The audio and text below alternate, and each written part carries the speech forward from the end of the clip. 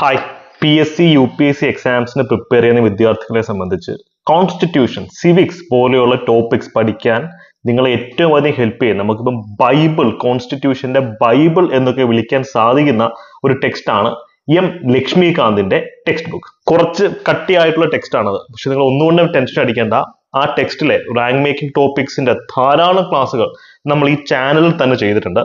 ഈ പ്ലേലിസ്റ്റ് ഒന്ന് ചെക്കൗട്ട് ചെയ്താൽ നിങ്ങൾക്ക് ധാരാളം ക്ലാസ്സുകൾ കിട്ടും. ഇന്ന് നമ്മൾ ചർച്ച ചെയ്യാൻ പോകുന്നത് ഫണ്ടമെന്റൽ റൈറ്റ്സ് എന്ന് പറയുന്ന ഏരിയ ആണ്. ഇതിനു മുമ്പ് നമ്മൾ പ്രിയാമ്പിൾ പഠിക്കേണ്ടതായിട്ടുണ്ട്. പ്രിയാമ്പിളിന്റെ ഒക്കെ ക്ലാസ്സുകൾ ഈ പ്ലേലിസ്റ്റ് ചെക്ക് ചെയ്ത് കഴിഞ്ഞാൽ അരച്ച് കലക്കി നിങ്ങൾക്ക് പഠിക്കാൻ പറ്റും. ഇതിനോട് ചേർത്ത് പഠിക്കേണ്ട മറ്റൊരു ടോപ്പിക്കാണ് evolution of Indian constitution. Indian ഭരണഘടന എങ്ങനെയാണ് ഉണ്ടായെന്നുള്ളതിന്റെ ചരിത്രപരമായ നാൾ വഴികൾ പഠിക്കാൻ നിങ്ങൾക്ക് ഈ പ്ലേലിസ്റ്റ് യൂസ് ചെയ്യാം. കഴിഞ്ഞ LSTD പരീക്ഷയ്ക്കും സിവിൽ സർവീസ് പരീക്ഷയ്ക്കും ഒക്കെ റാങ്ക് മേക്കിംഗ് ആയിട്ടുള്ള ടോപ്പിക്കുകൾ വന്ന ഒരു പാഠഭാഗമാണിത്.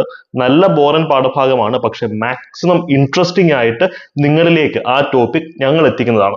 സോ ലക്ഷ്മികാന്തിലെ ഫണ്ടമെന്റൽ റൈറ്റ്സ്, മൗലിക അവകാശങ്ങൾ എന്ന് പറയുന്ന ടോപ്പിക് നമുക്ക് അരച്ച് കലക്കി അങ്ങോട്ടങ്ങ് പഠിക്കാം. ഒറ്റ വീഡിയോയിൽ പഠിപ്പിച്ചു തീർക്കാൻ പറ്റുന്നതല്ലത്. അതുകൊണ്ട് തന്നെ പല ഭാഗമായിട്ട് അപ്ലോഡ് ചെയ്യുന്ന ഈ വീഡിയോ ഫണ്ടമെന്റൽ റൈറ്റ് എല്ലാം തന്നെ കവർ ചെയ്ത് തരുന്നതാണ്. മറ്റ് ക്ലാസ്സുകൾക്കായി ഈ പ്ലേലിസ്റ്റ് ചെക്കൗട്ട് ചെയ്ത് കഴിഞ്ഞാൽ നിങ്ങൾക്ക് ആ ക്ലാസ്സുകളൊക്കെ ലഭിക്കും. ഒരു അഫോർഡബിൾ ഫീസ് സ്ട്രക്ചറിൽ കേരള PSCയുടെ 10th plus 2 ഡിഗ്രി ലെവൽ കോഴ്സുകളിൽ നിങ്ങൾ തയ്യാറെടുക്കണമെങ്കിൽ, അല്ലെങ്കിൽ UPSCയുടെ ഫൗണ്ടേഷൻ കോഴ്സ് വേണമെങ്കിൽ കമന്റ് സെക്ഷനിൽ പിൻ ചെയ്തിട്ടുള്ള നമ്പറിൽ കോൺടാക്ട് ചെയ്യുക. ഈ നമ്പറിൽ കോൺടാക്ട് ചെയ്താലും മതിയാവും. ഈ ക്ലാസ്സുകളുടെ ഒക്കെ PDF നോട്ട്സ് ലഭിക്കാനായി ടെലിഗ്രാം ഫാമിലി മെമ്പേഴ്സ് ആവുക. ടെലിഗ്രാം ഫാമിലിയുടെ ലിങ്കും കമന്റ് സെക്ഷനിൽ പിൻ ചെയ്ത് വെച്ചിട്ടുണ്ട്. സോ ആഴത്തിൽ പഠിക്കാം, ആസ്വദിച്ച് പഠിക്കാം.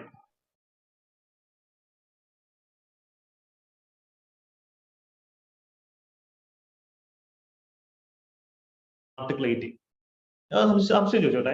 പത്മശ്രീ ഭരത് ഡോക്ടർ അല്ലെങ്കിൽ അല്ലെങ്കിൽ സരോജ് കുമാർ അല്ലെങ്കിൽ അങ്ങനെയൊക്കെ പറയുന്ന ടൈറ്റിൽസ് ഉണ്ടല്ലോ. സിനിമാ നടന്മാരുടെ പേരുകളുടെ കൂടെ പത്മശ്രീയും ഭരത്തും ഡോക്ടറും പത്മവിഭൂഷണും ഒക്കെ ചേർക്കും അല്ലെ. ഈ പത്മശ്രീ ജയറാം, പത്മശ്രീ മോഹൻലാൽ, പത്മശ്രീ മമ്മൂട്ടി എന്നൊക്കെ പറയാറുണ്ട്.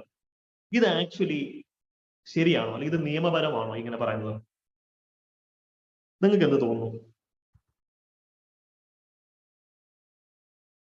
യെസ്, കാര്യം എല്ലാവരും ഉപയോഗിക്കുന്നതാണ്. സുരാജ് പറയുന്നത് എല്ലാവരും യെസ്, അക്കാഡമിക് ടൈറ്റിൽസ് കുഴപ്പമില്ല, യൂസർ എസ് ഗുഡ് എന്നൊക്കെ കേട്ടോ. അത് നിയമപരമല്ല, അത് കോൺസ്റ്റിറ്റ്യൂഷന് വിരുദ്ധമായിട്ടാണ് അങ്ങനെ ചെയ്തത്. കോൺസ്റ്റിറ്റ്യൂഷൻ വിരുദ്ധമായിട്ട്. ഓക്കെ, ഞാൻ അതിന്റെ അപ്രോച്ച് എന്താന്ന് പറഞ്ഞുതരാം. ആർട്ടിക്കിൾ 18 പറയുന്ന ഒരു കാര്യമാണ് ടൈറ്റിൽസ് പാടില്ല. ടൈറ്റിൽസ് പാടില്ല. ടൈറ്റിൽസ് മീൻസ് പണ്ട് കാലത്തെ രാജാവ്, മഹാരാജാവ്, രാമരാജ ബഹദൂർ, പേഷ്വ, ഇങ്ങനെയുള്ള ടൈറ്റിൽസ് മനുഷ്യന്മാർക്കുണ്ടായിരുന്നു. ഈ ടൈറ്റിൽസ് നമ്മൾ പ്രധാനമായിട്ട് എന്തിനാ യൂസ് ചെയ്യുന്നത്? ഒരു മനുഷ്യൻ അവൻ മറ്റുള്ളവനേക്കാൾ വലിയവനാണ് എന്ന് കാണിക്കാൻ വേണ്ടിയിട്ടാണ് ടൈറ്റിൽസ് യൂസ് ചെയ്യുന്നത്. മഹാരാജാവ്, രാമരാജ ബഹദൂർ, രാജരാജാവ്. ഈ ടൈറ്റിൽസ് പൊളിറ്റിക്കൽ ഡെമോക്രസിക്ക് വിരുദ്ധമാണ്. പൊളിറ്റിക്കൽ ഡെമോക്രസി മീൻസ് ആർട്ടിക്കിൾ 40 എല്ലാവരും തുല്യരാണ്. പക്ഷെ ടൈറ്റിൽസ് ഒന്നും എഴുതിയ തുല്യത എന്ന് പറയുന്ന ഒരു ഫിലോസഫി അവിടെ നശിച്ചു പോവുകയാണ്. അതുകൊണ്ടാണ് പറഞ്ഞത് ടൈറ്റിൽസ് പാടില്ല. ഒരാളുടെ പേരിന്റെ പ്രിഫിക്സ് ആയിട്ട്, അതായത് പേരിന് മുമ്പോ പേരിന് ശേഷമോ ടൈറ്റിൽസ് വെക്കാൻ പാടില്ല എന്ന് പറയുന്നത്. രണ്ടേ രണ്ട് എക്സെപ്ഷനേ ഉള്ളൂ. ഒന്നെന്ന് വെച്ച് കഴിഞ്ഞാൽ പട്ടാളം. പട്ടാളം എന്ന് വെച്ച് കഴിഞ്ഞാൽ ഒരു വികാരമാണ്. സ്വന്തം ജീവൻ പണയപ്പെടുത്തിയാണ് അവൻ രാജ്യത്തെ സംരക്ഷിക്കുന്നത്. സോ നമ്മൾ അവിടെ പറഞ്ഞൊരു concept, once an officer always an officer എന്ന് പറയും. ക്യാപ്റ്റൻ, ലെഫ്റ്റനന്റ്, മേജർ, അല്ലെങ്കിൽ colonel, lieutenant colonel, major general, lieutenant general. ഇതൊക്കെ എന്ന് വെച്ച് കഴിഞ്ഞാൽ military titles. Exactly, major Ravi അല്ലെങ്കിൽ ക്യാപ്റ്റൻ രാജു എന്നൊക്കെ പറയും അല്ലെ. ഈ ടൈറ്റിൽ പട്ടാള ടൈറ്റിലാണെങ്കിൽ അതൊക്കെ ഉപയോഗിക്കാം, നോ പ്രോബ്ലം. ഇപ്പൊ കേണൽ, ലെഫ്റ്റനന്റ് കേണൽ മോഹൻലാൽ എന്നുള്ള ടൈറ്റിൽ മരണം വരെ അദ്ദേഹത്തിന് ഉപയോഗിക്കാം, ഒരു പ്രശ്നമില്ല. ബിക്കോസ് ടൈറ്റിൽ ഒരിക്കലും ഇതിന്റെ ഇമ്പോർട്ടൻസ് എന്താന്ന് വെച്ച് കഴിഞ്ഞാൽ IPS ഓഫീസേഴ്സിന് പോലും ഇതില്ല. IPS ഓഫീസർ എന്ന് വെച്ച് കഴിഞ്ഞാൽ റിട്ടയർ ആയതിനു ശേഷം പിന്നീട് ടൈറ്റിൽസ് ഒന്നും ഇല്ല. കമ്മീഷണറെന്നോ ഡെപ്യൂട്ടി കമ്മീഷണർ ടൈറ്റിൽസ് ഇല്ല. പക്ഷെ ഒരു മിലിറ്ററി ഓഫീസർ എന്ന് വെച്ച് കഴിഞ്ഞാൽ അദ്ദേഹത്തിന്റെ ടൈറ്റിൽ ലൈഫ് ലോങ് ആണ്, ജീവിതകാലം മുഴുവനാണ്. അതാണ് once an officer always an officer എന്ന് പറയും. It's the person who retires, never the rank എന്ന് പറയും. മേജർ രവി അദ്ദേഹം റിട്ടയർ ആയി, സോ മേജർ രവി റിട്ടയർ ആയി എന്നാ പറയുന്നത്. അതായത് മേജർ എന്ന റാങ്ക് ഒരിക്കലും റിട്ടയർ ആവാം, അത് അദ്ദേഹത്തിനുള്ള ലൈഫ് ലോങ് കാണും. ഇതാണ് പട്ടാളത്തിന്റെ പ്രത്യേകത. അതൊരു ഭയങ്കര ഒരു എക്സെപ്ഷൻ നമ്മളിവിടെ കൊടുത്തിരിക്കുകയാണ്. ഇപ്പൊ ജനറൽ എന്നുള്ള ടൈറ്റിൽ റിട്ടയർ ആയാൽ പോലും ആ പേരിന്റെ കൂടെ വെക്കാൻ പറ്റും, ജനറൽ. ഓക്കെ, അതേപോലെ മറ്റൊരു എക്സെപ്ഷൻ അക്കാഡമിക് ഡിസ്റ്റിങ്ഷൻ. ഇപ്പൊ ഡോക്ടർ, PhD ഹോൾഡേഴ്സ് അല്ലെങ്കിൽ മെഡിക്കൽ ഡോക്ടേഴ്സ് ഡോക്ടർ എന്ന് വിളിക്കും, എഞ്ചിനീയേഴ്സിന് ER എന്ന് വിളിക്കും. അങ്ങനെ പല പല ടൈറ്റിൽസ് ഉണ്ട്. അല്ലെ? അഡ്വക്കേറ്റ്സിന് ADV എന്ന് വെക്കും. അപ്പം അക്കാഡമിക്കൽ ആയിട്ടുള്ള ടൈറ്റിൽസ് കുഴപ്പമില്ല, അത് നമുക്ക് അലൗഡ് ആണ്. പക്ഷേ ഡോക്ടർ, അഡ്വക്കേറ്റ്, IPS ലോയിൽ അതില്ല. അതാണ് ഹൈലൈറ്റ്. IPS റിട്ടയർഡ് എന്ന് വെക്കുന്നത്, അല്ലെ? റിട്ടയർഡ് IPS ഓഫീസർ എന്നാ വെക്കുന്നത്. IPS ലോയിൽ വെക്കാൻ ഒക്കത്തില്ല. അതാണ് പട്ടാളത്തിന് ഇമ്പോർട്ടൻസ് ആണ്. ഇതിന്റെ അണ്ടർ ആർട്ടിക്കിൾ 18 അണ്ടറിൽ പറയുന്ന മറ്റൊരു കാര്യമാണ് സിറ്റിസൺസ്. ഇന്ത്യക്കാരായിട്ടുള്ള സിറ്റിസൺസ് ഒരിക്കലും ഒഫീഷ്യൽ ഡോക്യുമെന്റ്സിലൊക്കെ മേജർ എന്ന് വെക്കാം, ഒരു കുഴപ്പമില്ല. ഓക്കെ, എഞ്ചിനീയർ എന്താ പറയുന്നത്, ERR അങ്ങനെ എന്തോ ഒരു സമയം കേട്ടിട്ടുണ്ട്, ഞാൻ കൃത്യം എനിക്ക് ഓർമ്മയില്ല. അതവിടെ ഇരിക്കട്ടെ, നമുക്ക് ആ ഡിസ്കഷനിലേക്ക് പോകണ്ട. ഓക്കെ, അപ്പം ഇങ്ങനെ ആദ്യം മൈക്ക് ഓണാണ്, ഞാൻ എല്ലാവരും തൽക്കാലം മ്യൂട്ട് ചെയ്യാം കേട്ടോ. നിങ്ങൾക്ക് അൺമ്യൂട്ട് ചെയ്ത് മൈക്ക് യൂസ് ചെയ്യണം ഞാനത് പറഞ്ഞാൽ അത് ഞാൻ ഓണാക്കി. ഓക്കെ, സോ ഒരു ഇന്ത്യൻ സിറ്റിസൺ ഒരിക്കലും പുറം രാജ്യത്ത് നിന്ന് ടൈറ്റിൽ സ്വീകരിക്കരുത്. ഇപ്പോഴും നിങ്ങൾ കാര്യം ശ്രദ്ധിച്ചറിയാം, സർ പദവി, അല്ലെ? രവീന്ദ്രനാഥ് ടാഗോറിനും ശ്രീ ശങ്കരൻ നായർക്കും കൊടുത്ത സർ പദവി ഇത് ആരാ കൊടുത്തത്? ബ്രിട്ടീഷുകാരാ കൊടുത്തത്. അതുകൊണ്ട് തന്നെ ഇന്ന് സർ പദവി ഒന്നും ആർക്കും സ്വീകരിക്കാൻ ഒക്കത്തില്ല. ഇപ്പൊ റിച്ചാർഡ് ആറ്റംബറോ, അല്ലെ? അദ്ദേഹത്തിന് സർ പദവി ബ്രിട്ടീഷ് ക്വീൻ കൊടുത്തായിരുന്നു, കുഴപ്പമില്ല, അദ്ദേഹത്തിന് സ്വീകരിക്കാം. പക്ഷെ അദ്ദേഹം ഇന്ത്യക്കാരനാണെങ്കിൽ അദ്ദേഹത്തിന് അത് സ്വീകരിക്കാൻ പറ്റില്ല. വൈ? വിദേശ രാജ്യത്ത് നിന്നുള്ള ഒരു ടൈറ്റിലും നമ്മൾ സ്വീകരിക്കാൻ പാടില്ല എന്ന് ആർട്ടിക്കിൾ 18 പറയുന്നുണ്ട്. Honours, exactly. Lewis Hamilton sir പദവി കൊടുത്തു, എക്സാക്ട്ലി. ഈ പറഞ്ഞ പോലെ foreign holding any officers of profit in India. Suppose ഒരു വിദേശി ഇന്ത്യയിൽ വന്ന് വിശാലമായിട്ടൊരു ഓഫീസ് ഓഫ് പ്രോഫിറ്റ്, അല്ലെങ്കിൽ ഇന്ത്യയുമായിട്ട് അതിന് ഭയങ്കര നെക്സസ് ഉണ്ടെന്നിരിക്കട്ടെ. ഒരു വിദേശി ഇന്ത്യയിൽ വന്നിട്ട് ഒരു ഓഫീസ് ഓഫ് പ്രോഫിറ്റ് എന്ന് വെച്ച് കഴിഞ്ഞാൽ ഇന്ത്യൻ ഗവൺമെന്റിന്റെ അണ്ടറിൽ ശമ്പളം കിട്ടുന്ന ഒരു പ്രത്യേക പദവിയാണ് ഓഫീസ് ഓഫ് പ്രോഫിറ്റ് എന്ന് പറയുന്നത്. അതിനെപ്പറ്റി നമ്മൾ ഡിസ്കസ് ചെയ്യും. അപ്പൊ ഒരു ഫോറിനർ, ഒരു വിദേശി ഇന്ത്യയിൽ വന്നിട്ട് ഒരു ഓഫീസ് ഓഫ് പ്രോഫിറ്റ് ഹോൾഡ് ചെയ്യുന്നുണ്ടെങ്കിൽ അദ്ദേഹത്തിന് പ്രസിഡന്റിന്റെ അനുവാദമില്ലാതെ ടൈറ്റിൽസ് സ്വീകരിക്കാൻ പറ്റത്തില്ല. മനസ്സിലായോ? ഇദ്ദേഹം വിദേശിയാണ്, സമ്മതിക്കുന്നു, പക്ഷെ അദ്ദേഹത്തിന് ടൈറ്റിൽ സ്വീകരിക്കണമെങ്കിൽ ഇന്ത്യൻ പ്രസിഡന്റ് അതിന് അനുവാദം കൊടുക്കണം. ഓക്കെ, അതേപോലെ no citizen or foreigner holding any office or stress to accept present. ഇപ്പൊ സംബന്ധിച്ച് വെച്ച് കഴിഞ്ഞാൽ, ഇപ്പൊ ഞാൻ ഇന്ത്യയിലുള്ള വ്യക്തിയാണ്, എനിക്ക് അമേരിക്ക $1,00,000 തരാന്ന് പറഞ്ഞാൽ എനിക്ക് പെട്ടെന്ന് സ്വീകരിക്കാൻ നോക്കത്തില്ല. അത് എനിക്ക് പ്രസിഡന്റിന് അനുവാദം ചെയ്യണം. ഒരു സിറ്റിസൺ അല്ലെങ്കിൽ ഒരു ഫോറിനർ, അത് ഇന്ത്യയിൽ ഒരു ഓഫീസ് ഓഫ് പ്രോഫിറ്റ് ഹോൾഡ് ചെയ്യുന്ന ഒരു ഫോറിനർ, ഈ പ്രസിഡന്റിന്റെ അനുവാദമില്ലാതെ പ്രത്യേകിച്ചുള്ള പ്രസന്റോ എമോളുമെന്റോ അല്ലെങ്കിൽ ഓഫീസസോ ഒന്നും സ്വീകരിക്കാൻ പാടില്ല. ഓക്കെ, ഇപ്പൊ എന്നെ വിളിച്ച് നാളെ അമേരിക്കയുടെ വിദേശകാര്യ സെക്രട്ടറി ആക്കി കഴിഞ്ഞാൽ ബുദ്ധിമുട്ടാണ്. അവാർഡുകൾ പറ്റും, എക്സാക്ട്, അവാർഡുകൾ പറ്റും. Okay, fine. ഇവര് പലരും ഈന്തപ്പഴത്തിന്റെ ഒക്കെ കാര്യം പറയുന്നുണ്ട്, അതിരിക്കട്ടെ. ആ പ്രസന്റ് അല്ല ഈ പ്രസന്റ് വേറെ പ്രസന്റ്. ഓക്കെ, ഇത് വാല്യൂ കൂടിയ പ്രസന്റ് ആയിരിക്കും. ഓക്കെ, അപ്പൊ ഇതാണ് അതിന്റെ ഒരു അപ്രോച്ച് എന്ന് പറയുന്നത്. അപ്പൊ ഇതൊക്കെ ഇവിടുത്തെ ഹൈലൈറ്റ് എന്താണെന്നറിയോ? ഈ ടോപ്പിക് എന്താ? Abolition of titles. പക്ഷെ ഇവിടെ പറയുന്നത് എന്താ? പ്രസന്റ്, എമോളുമെന്റ്സ്, ഓഫീസ്, അതൊക്കെയാണ് പറയുന്നത്. അപ്പൊ ഇതിന്റെ അണ്ടറിൽ തന്നെയാണ് ഇതും വരുന്നത്. ഞാൻ എപ്പോഴും പറയുന്ന കാര്യമാണ്, നിങ്ങൾ നോട്ട് വായിക്കുമ്പോൾ സ്വന്തമായിട്ട് ചോദ്യങ്ങളും ബ്രെയിൻ സ്റ്റോം ചെയ്തുകൊണ്ട് വായിക്കാം. ഇത് ടൈറ്റിൽസ് എന്നൊരു സംഭവം ഇവിടെ വരുന്നില്ല, പക്ഷേ ആർട്ടിക്കിൾ 18 അണ്ടറിൽ തന്നെയാണ് ഇത് വരുന്നത് എന്നുള്ള കാര്യം ഓർക്കാം. റൈറ്റ്, ചാറ്റ് ബോക്സ് ഞാൻ നോക്കട്ടെ.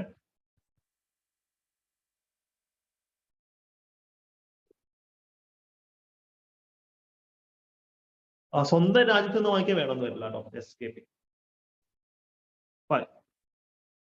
അവാർഡുകൾ സ്വീകരിക്കാം, ബഹുമതികൾ സ്വീകരിക്കാം, കുഴപ്പമില്ല.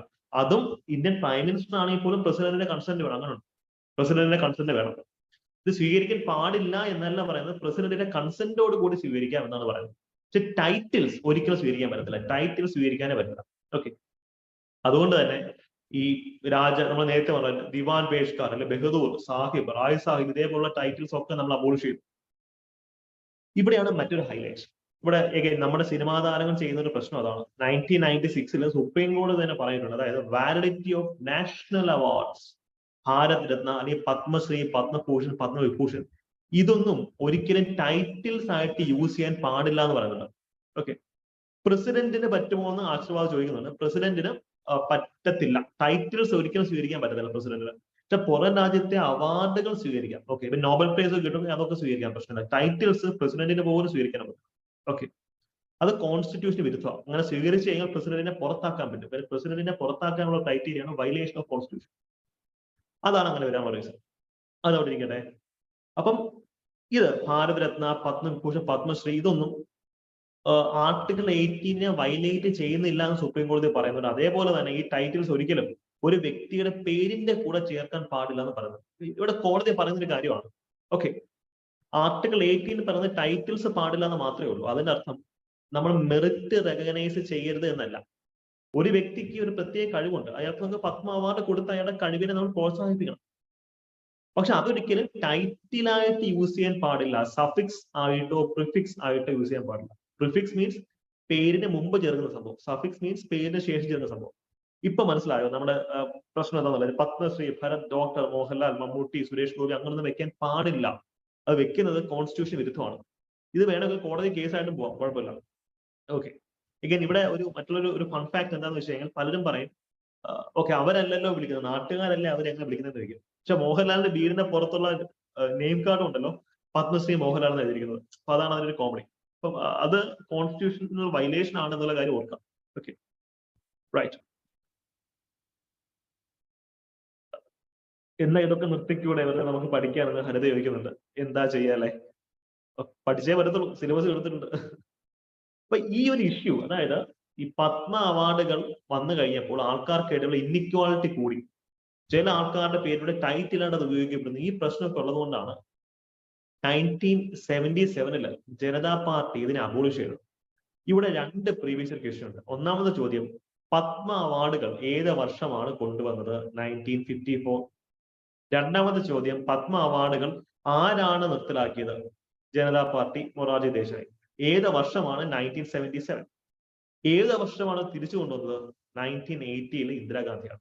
ഓക്കെ, 3 ചോദ്യങ്ങൾ ഇവിടെ ഉണ്ട്. അതൊക്കെ ആർട്ടിക്കിൾ 18 ബാക്ക്ഗ്രൗണ്ടിൽ വന്നിട്ടുള്ള ചോദ്യങ്ങളാണ്. ഈ ചോദ്യങ്ങളൊക്കെ നിങ്ങൾ നേരത്തെ കണ്ടിട്ടുണ്ടായിരിക്കും.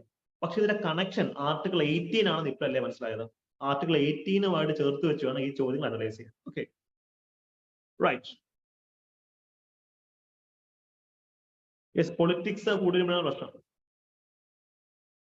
പത്മ അവാർഡീസിന് ഫസ്റ്റ് പ്രിഫറൻസ് ഉണ്ടെന്ന് ചോദിച്ചു കഴിഞ്ഞാൽ ചില ഒരു പബ്ലിക് ഫംഗ്ഷൻ വരികയാണ്, അവിടെ ഒരു പത്മശ്രീ ഉള്ള ഒരു വ്യക്തി ഉണ്ടെങ്കിൽ അദ്ദേഹത്തിന് അവിടെ സീറ്റ് കൊടുക്കണം, അല്ലെങ്കിൽ അദ്ദേഹം ആയിരിക്കും അതിന് പ്രസിഡന്റ്ഷിപ്പിലേക്ക് വരേണ്ടതെന്നൊക്കെയുള്ള ചില ഇൻഫോർമൽ ക്രൈറ്റീരിയാസ് ഉണ്ട്.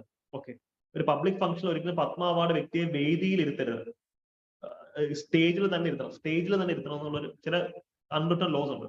അതുകൊണ്ടാണ് പ്രാഞ്ചിയേട്ടൻ അല്ലെങ്കിൽ മമ്മൂട്ടി എന്ത് ചെയ്യുന്നത്, പത്മശ്രീ വാങ്ങിക്കാൻ ഇത്ര കിടന്ന് കഷ്ടപ്പെടുന്നത്. പ്രിയാമണിയൊക്കെ വരുന്നത്, പ്രിയാമണിയുടെ ക്യാരക്ടറിന്റെ പേര് പത്മശ്രീ എന്നാണല്ലോ. പ്രാഞ്ചിയേട്ടൻ, എസ് അങ്കിത്, അതാണ് അതിന്റെ കോണ്ടെക്സ്റ്റ്, അതാണ് അതിന്റെ അപ്രോച്ച്. ഓക്കെ, അപ്പൊ പ്രാഞ്ചിയേട്ടൻ ഇതിന് കണക്ട് ചെയ്യാം. അങ്ങനെ പത്മ അവാർഡ് കിട്ടിക്കഴിഞ്ഞാൽ എന്തോ ഒരു വലിയ സംഭവമാണെന്നാണ് പ്രാഞ്ചിയേട്ടന്റെ വിചാരം. അതൊക്കെ ഇതുമായിട്ടാണ് കണക്ട് ആവുന്ന കാര്യം ആലോചിക്കാം. അതുകൊണ്ടാണ് ചോദിച്ചത്. ഓക്കെ, ക്ലിയർ ആയി. എഗൈൻ പത്മ അവാർഡുകൾ കുറെ കറപ്ഷൻ നടക്കുന്ന ഒരു സിസ്റ്റം ആണെന്ന് അലിഗേഷൻ വരുന്നുണ്ട്. പക്ഷെ പ്രസിഡന്റ് ഓഫ് ഇന്ത്യ കൊടുക്കുന്ന ഒരു അവാർഡാണ്, അത് മെറിറ്റ് ആണ് അതിൽ കൂടുതൽ റെക്കഗ്നൈസ് ചെയ്യപ്പെടുന്നത്. Okay, right. അപ്പോൾ നമുക്ക് അടുത്ത ഇത്രയും കോൺസെപ്റ്റ് ക്ലിയർ ആണല്ലോ. എഗൈൻ നമ്മുടെ ക്ലാസ് ഇപ്പം ഇത് 7ാമത്തെ ക്ലാസ് ആണ്. സോ ഫോർ എല്ലാവരും ക്ലാസ് കൃത്യമായിട്ട് ഫോളോ ചെയ്യുന്നുണ്ട്, നല്ല ഫീഡ്ബാക്ക് ആണ് എല്ലാവരും തരുന്നത്. സ്റ്റിൽ ആർക്കെങ്കിലും എന്തെങ്കിലും ഇഷ്യൂ ഉണ്ട്, ഇപ്പൊ ഇംഗ്ലീഷിലാണ് നമ്മുടെ നോട്ട്സ് ഉള്ളത്, ഈ ഇംഗ്ലീഷ് നോട്ടുകൾ വായിക്കാൻ ബുദ്ധിമുട്ടുണ്ടെങ്കിലോ അല്ലെങ്കിൽ എന്ത് ഹെൽപ്പ് വേണമെങ്കിൽ നിങ്ങൾ അപ്രോച്ച് ചെയ്യാം, ഗ്രൂപ്പിൽ നിങ്ങൾക്ക് ചോദിക്കാം. ഫുൾ സപ്പോർട്ട് ഞങ്ങളുടെ ടീം നിങ്ങളുടെ കൂടെ തന്നെ കാണും. ഓക്കെ, ഇപ്പൊ നമുക്ക് 99% ആൾക്കാരും പോസിറ്റീവ് ഫീഡ്ബാക്ക് ആണ് തരുന്നത്. സ്റ്റിൽ 1%ന്റെ അവസ്ഥ നമുക്ക് അറിയത്തില്ല. നിങ്ങൾക്ക് സ്റ്റിൽ ഇഷ്യൂ ഉണ്ടെങ്കിൽ നിങ്ങൾക്ക് ഒബ്വിയസ്ലി ഗ്രൂപ്പിൽ പറയാം. ഓക്കെ, ഗവൺമെന്റ് സർവൻസിന് പത്മ അവാർഡുകൾ വാങ്ങിക്കാൻ പറ്റില്ല, റിട്ടയർ ആയതിനു ശേഷം വാങ്ങിക്കാം. കാര്യം പല സിവിൽ സർവൻസിനും അവർ ബ്യൂറോക്രസിയിൽ കൊടുത്ത കോൺട്രിബ്യൂഷന്റെ പേരിൽ പത്മ അവാർഡുകൾ കൊടുത്തിട്ടുണ്ട്. അപ്പൊ അതുകൊണ്ട് റിട്ടയർ ആയതിനു ശേഷം വാങ്ങിക്കാം. ഗവൺമെന്റ് സർവീസിൽ ഇരിക്കുമ്പോൾ ഇത്തരത്തിൽ ഒരു പരിപാടി നടക്കില്ല എന്നുള്ളത് ആലോചിക്കും. Okay, right. ആർട്ടിക്കിൾ 19 ഒന്ന് പരിചയപ്പെടാം. അതിനു മുമ്പ് ഇതിന്റെ ഉത്തരം എന്ത് വരും എന്ന് പറയൂ. ഇത് സിവിൽ സർവീസസിലെ ഒരു മുൻകാല ചോദ്യമാണ്. ഇതിന്റെ ഉത്തരം എന്ത് വരും എന്നൊന്ന് പറയൂ.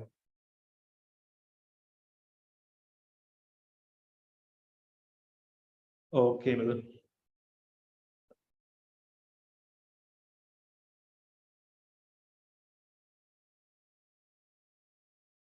എന്റെ വോളിയം മാക്സിമം ആണ്. ആർക്കെങ്കിലും ഓഡിയോ ഇഷ്യൂ ഉണ്ടോ? ഓഡിയോ ഇഷ്യൂ ഉണ്ടോ?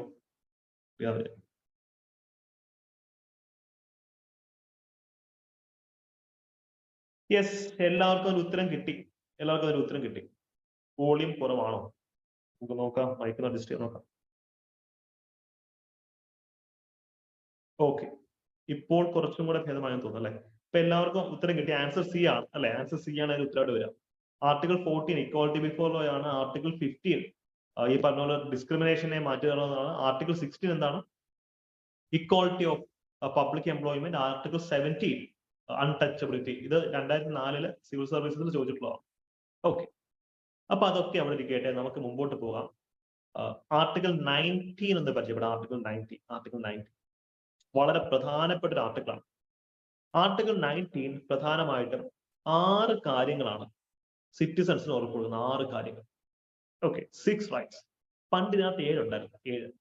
ആർട്ടിക്കിൾ 19(1)(a) മുതൽ ആർട്ടിക്കിൾ 19(1)(g) വരെയായിരുന്നു നമുക്ക് പണ്ട് പഠിക്കേണ്ടിയിരുന്നത്. ഇപ്പൊ ജി എടുത്ത് കളഞ്ഞു. ഓക്കെ, നമുക്ക് ഈ എടുത്ത് കളഞ്ഞു. നമുക്കത് ഓരോന്നായിട്ട് ഇങ്ങനെ നോക്കാം. ഇവിടെ ശ്രദ്ധിക്കുക, നമ്മൾ സ്റ്റാൻഡേർഡ് റാങ്ക് ഫയലുകൾ കിടക്കുന്നത്, ഞാൻ ഈ പറഞ്ഞ ശ്രദ്ധിച്ചു വെക്കണം. കാര്യം നമ്മൾ വലിയൊരു തെറ്റ് പഠിച്ചു വെച്ചിട്ടുണ്ട്. സ്റ്റാൻഡേർഡ് റാങ്ക് ഫയലുകൾ കിടക്കുന്ന ആർട്ടിക്കിൾ 19(1) എന്താണ്? Right to freedom. 19(2) എന്താണ്? Right to assemble peacefully without arms. 19(3) എന്താണ്? അടുത്തത് അങ്ങനെ അല്ല വരുന്നത്. ഓക്കെ, യെസ്, നമുക്കതിലേക്ക് വരാം. ഇതിന് പ്രധാനപ്പെട്ട പ്രശ്നം എന്ന് വെച്ച് കഴിഞ്ഞാൽ ആർട്ടിക്കിൾ 19(1)ഉം 19(2)ഉം ഡിഫറെന്റ് ആണ്. എഫ് ആണ്. ഞാൻ പറഞ്ഞ മിസ്റ്റേക്ക് വന്നിട്ടുണ്ട്. എഫ് ആണ് എടുത്ത് കളഞ്ഞത്. അതിലേക്ക് വരാം. അപ്പൊ ഞാൻ ഈ പറയുന്ന കാര്യങ്ങൾ ശ്രദ്ധിക്കാം. ആർട്ടിക്കിൾ 19(1)(a) ആണിത്. ഇത് ആർട്ടിക്കിൾ 19(2) അല്ല. ഇത് റോമൻ 2 ചുമ ഇട്ടേക്കുന്നത്. ഇത് ആർട്ടിക്കിൾ 19(1)(b) ആണ്. ആർട്ടിക്കിൾ 19(2) എന്ന് പറയുന്നത് എൻറ്റയർലി ഡിഫറൻറ്റ് സാധനമാണ്. ഇത് ഇതിനകത്ത് വരുന്നതല്ല. ഈ തെറ്റ് ഒരിക്കലും പഠിച്ചു വെക്കരുത്. ഇത് ആർട്ടിക്കിൾ 19(3) അല്ല. ആർട്ടിക്കിൾ 19(1) സബ്സെക്ഷൻ സി ആണ്. കൃത്യമാണ്. ഞാൻ പറഞ്ഞ കോൺസെപ്റ്റ് മനസ്സിലായോ? ഇതല്ല നിങ്ങൾ നോക്കേണ്ടത്. ഇത് ചുമ്മാ നമ്പർ ഇട്ട് വെച്ചിരിക്കുന്നില്ല. യഥാർത്ഥത്തിൽ ടെക്നിക്കലി ഇതാണ് കറക്റ്റ്. ഓക്കെ, ആർട്ടിക്കിൾ 19(2) ഒക്കെ നമ്മൾ അടുത്തത് പഠിക്കും. ഓക്കെ, അപ്പൊ നമുക്ക് ഓരോന്ന് നോക്കാം. എന്താണ് ആർട്ടിക്കിൾ 19(1)(a) എന്ന് പറഞ്ഞാൽ? Article 19(1)(a) freedom of speech and expression ആണ്. സംസാരിക്കാനും എക്സ്പ്രസ് ചെയ്യാനുള്ള അവകാശം. ബി, നമുക്കൊരു സ്ഥലത്ത് സമാധാനപരമായിട്ട് അസംബിൾ ചെയ്യാൻ പറ്റും, കൂടി നിൽക്കാൻ സാധിക്കണം. സി എന്താണ്? കോപ്പറേറ്റീവ് സൊസൈറ്റീസ്, യൂണിയൻസ് ഒക്കെ സ്ഥാപിക്കാം. ഡിയോ, നമുക്ക് ഇന്ത്യയിലുടനീളം ഫ്രീ ആയിട്ട് സഞ്ചരിക്കാൻ പറ്റണം. ഞാൻ മലയാളിയാണ്, ഞാൻ തമിഴ്നാട്ടിൽ പോകാൻ പാടില്ല എന്ന് ആർക്കും പറയാൻ പറ്റത്തില്ല. ഈ എന്താണ്? Right to reside and settle. ഇന്ത്യയിൽ എവിടെ പോയും എനിക്ക് താമസിക്കാനും അവിടെ സെറ്റിൽ ചെയ്യാനുള്ള അവകാശം വേണം. എനിക്ക് നാളെ ജമ്മു ആൻഡ് കാശ്മീരിൽ പോയി താമസിക്കണമെങ്കിലോ രാജസ്ഥാനിൽ പോകണമെങ്കിലോ അവിടെ ചെന്ന് താമസിക്കാനുള്ള അവകാശം എനിക്ക് ഉണ്ടാവണം. ജി എന്താണ്? എനിക്ക് ഇഷ്ടമുള്ള ജോലി പ്രാക്ടീസ് ചെയ്യാൻ പറ്റണം. ഇഷ്ടമുള്ള ജോലിയൊക്കെ എനിക്ക് പ്രാക്ടീസ് ചെയ്യാൻ പറ്റണം. ഓക്കെ, അത് ബിസിനസ് ആവാം, ബ്യൂറോക്രസി ആവാം, അല്ലെങ്കിൽ ഒന്നും ചെയ്യാതിരിക്കണമെങ്കിൽ അതും ആവാം. എനിക്ക് ഇഷ്ടമുള്ള പോലെ എനിക്ക് ഒന്നും ചെയ്യാതിരിക്കാനുള്ള അവകാശം ഇതിനകത്തുണ്ട്. ഓക്കെ, മടി പിടിച്ച് വീട്ടിലിരിക്കണമെങ്കിൽ അതും ചെയ്യാൻ പറ്റും. ഓക്കെ, അപ്പൊ അതെല്ലാം ഇത്രയും 6 റൈറ്റ്സിലാണ്. ഇതിനകത്ത് നമ്മൾ ഈ പറഞ്ഞ എഫ് ഇല്ല. ആർട്ടിക്കിൾ എഫ് ആയിരുന്നു എന്ത്? Right to property. ഞാൻ താഴെ കൊടുത്തിട്ടുണ്ട്. ഞാൻ നേരത്തെ പറഞ്ഞതിനകത്ത് ഒരു മിസ്റ്റേക്ക് പറ്റിയതാണ്. Really sorry for that. Article 19(1)(f) ഇവിടെ ഉണ്ടായിരുന്നു. ഇതായിരുന്നു റൈറ്റ് ടു പ്രോപ്പർട്ടി എന്ന് പറയുന്നത്. റൈറ്റ് ടു പ്രോപ്പർട്ടി അതിന്നില്ല. അത് 44th അമെന്റ്മെന്റ് ആക്ട് വഴി നമ്മൾ എടുത്ത് കളഞ്ഞു. ഓക്കെ, പ്രോപ്പർട്ടി എന്നൊരു ഫണ്ടമെന്റൽ റൈറ്റ് അല്ല എന്നുള്ള കാര്യം ഓർക്കുക. അപ്പൊ ഇതാണ് ആർട്ടിക്കിൾ 91(a) മുതൽ ആർട്ടിക്കിൾ 19 ആണ് 19(1)(g) വരെയുള്ള കാര്യം. യെസ്, ഓക്കെ, അരുൺ രാജ് നല്ലൊരു കോഡ് പറഞ്ഞു തന്നിട്ടുണ്ട്. ഫ്രീഡം, ഇതിൽ എഫ് ഇല്ല. ഫ്രീഡത്തിൽ എഫ് ഇല്ല എന്ന് പറഞ്ഞാൽ മതി. അതായത് ആർട്ടിക്കിൾ 19(1)(f) ഇല്ല. സീകൻ ഈ ഒരു കാര്യം നിങ്ങൾ നിങ്ങളുടെ സുഹൃത്തുക്കൾക്കൊക്കെ പറഞ്ഞു കൊടുക്കണം. ഇത് 1 2 3 4 5 6 അല്ല വരേണ്ടത്, ABCDEFG ആണ് വരേണ്ടത് എന്നുള്ളത് ആലോചിക്കാം. എഫ് ഇപ്പൊ എടുത്ത് കളഞ്ഞു. നമുക്ക് ഇതിന്റെ ചില ബേസിക് ഫാക്ടുകൾ നോക്കാം. നമുക്ക് നോക്കാം. ഞാൻ നേരത്തെ പറഞ്ഞൊരു കാര്യമാണ്. നമ്മൾ നേരത്തെ പറഞ്ഞൊരു കാര്യം, ചില ഫണ്ടമെന്റൽ റൈറ്റ്സ് നമുക്ക് ഗവൺമെന്റിനെതിരെ അവൈലബിൾ ആയിരിക്കും. അല്ലെ, എല്ലാ ഫണ്ടമെന്റൽ റൈറ്റ്സും സ്റ്റേറ്റിനെതിരെ അവൈലബിൾ ആണ്. ഇപ്പൊ ആർട്ടിക്കിൾ 15, 14 എല്ലാ സ്റ്റേറ്റിനെതിരെ അവൈലബിൾ ആണ്. പക്ഷെ പലതും പ്രൈവറ്റ് വ്യക്തികൾക്കെതിരെ അവൈലബിൾ ആയിരിക്കുന്നില്ല. ഫോർ എക്സാമ്പിൾ ആർട്ടിക്കിൾ 15 ഡിസ്ക്രിമിനേറ്റ് ചെയ്യലെന്നാണ് പറയുന്നത്. ഞാനൊരു പ്രൈവറ്റ്, ഞാനിപ്പം ഒരു കോർപ്പറേറ്റിൽ വർക്ക് ചെയ്യുന്ന ഒരു വ്യക്തിയാണെങ്കിൽ അവിടുത്തെ ബോസ് എന്നെ ഡിസ്ക്രിമിനേറ്റ് ചെയ്യുവാണ്, എനിക്കെതിരെ വിവേചനം കാണിക്കുകയാണ്, എനിക്ക് കോടതിയിൽ പോകാൻ പറ്റുമോ? ഇപ്പൊ എനിക്ക് പ്രൊമോഷൻ തരുന്നതിന് പകരം വേറൊരാൾക്ക് പ്രൊമോഷൻ കൊടുക്കുക. പ്രൈവറ്റ് അത് പ്രൈവറ്റ് ആക്ഷനാണ്, വ്യക്തികൾക്കെതിരായിട്ട് നമുക്ക് കൊടുക്കാൻ ഒക്കത്തില്ല, പക്ഷെ ഗവൺമെന്റിനെതിരായിട്ട് കൊടുക്കാനും. പക്ഷെ ആർട്ടിക്കിൾ 19 എന്ന് പറയുന്നത് ഇതേ അവസ്ഥ, ഇതും പ്രൈവറ്റ് ഇൻഡിവിജ്വൽസിനെതിരായിട്ട് നമുക്ക് അവൈലബിൾ അല്ല. ഇതും ഒൺലി അഗെയിൻസ്റ്റ് സ്റ്റേറ്റ് ആക്ഷൻ. നിങ്ങൾ ലോജിക്കലി ഒന്ന് ആലോചിക്കേ. ഇപ്പം എനിക്ക് അപ്പുറത്തെ വീട്ടിലെ ചേട്ടന്റെ വീട്ടിൽ കയറി താമസിക്കാൻ പറ്റുമോ? എന്റെ ചോദ്യം ഇതാ. എനിക്ക് ഇന്ത്യയിൽ എവിടെ വേണമെങ്കിലും റിസൈഡ് ചെയ്യാൻ, സെറ്റിൽ ചെയ്യാം. അത് ആർട്ടിക്കിൾ 19 പറയുന്നതാ. അപ്പൊ എനിക്ക് അപ്പുറത്തെ വീട്ടിലെ ദാമോദരൻ ചേട്ടന്റെ വീട്ടിൽ കയറി റിസൈഡ് ചെയ്യാനോ സെറ്റിൽ ചെയ്യാനോ പറ്റുമോ? ഇടി കിട്ടത്തില്ലേ? അപ്പൊ അതാണ് ഒരു കോണ്ടെക്സ്റ്റ്. യെസ്, അവർ സമ്മതിച്ചാലും പറ്റും, അല്ലെങ്കിൽ ഇടി കിട്ടും. എക്സാക്ട്ലി. അപ്പം ഇതേപോലെയാണ് ഇപ്പൊ ഞാനൊരു ഒരു കമ്പനിയിൽ വർക്ക് ചെയ്യാമെന്നിരിക്കട്ടെ. XYZ എന്നൊരു കമ്പനിയിൽ ഞാൻ വർക്ക് ചെയ്യാം.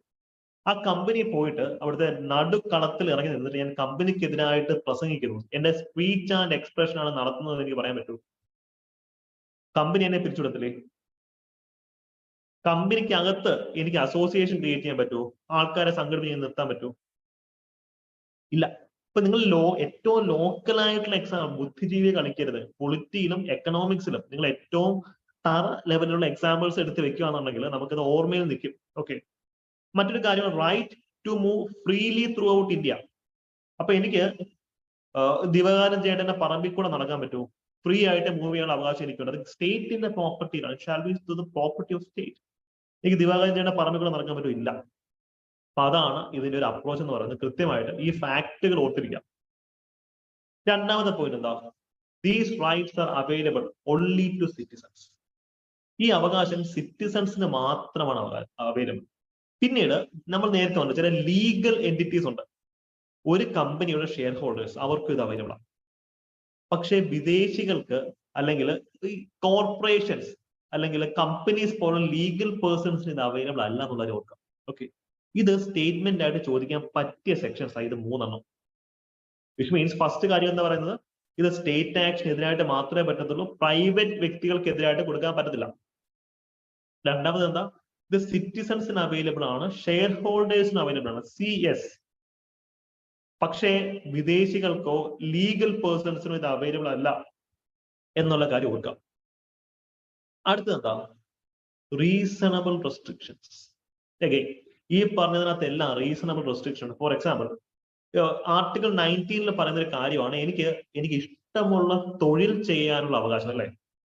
ഇപ്പൊ ഞാൻ ഒരു ഫിസിക്സ് ഗ്രാജുവേറ്റ് ആണ്, പക്ഷെ ഞാൻ പോയി MBBS ഡോക്ടർ ചെയ്യുന്ന പണിയെടുക്കാൻ എനിക്ക് നോക്കൂ.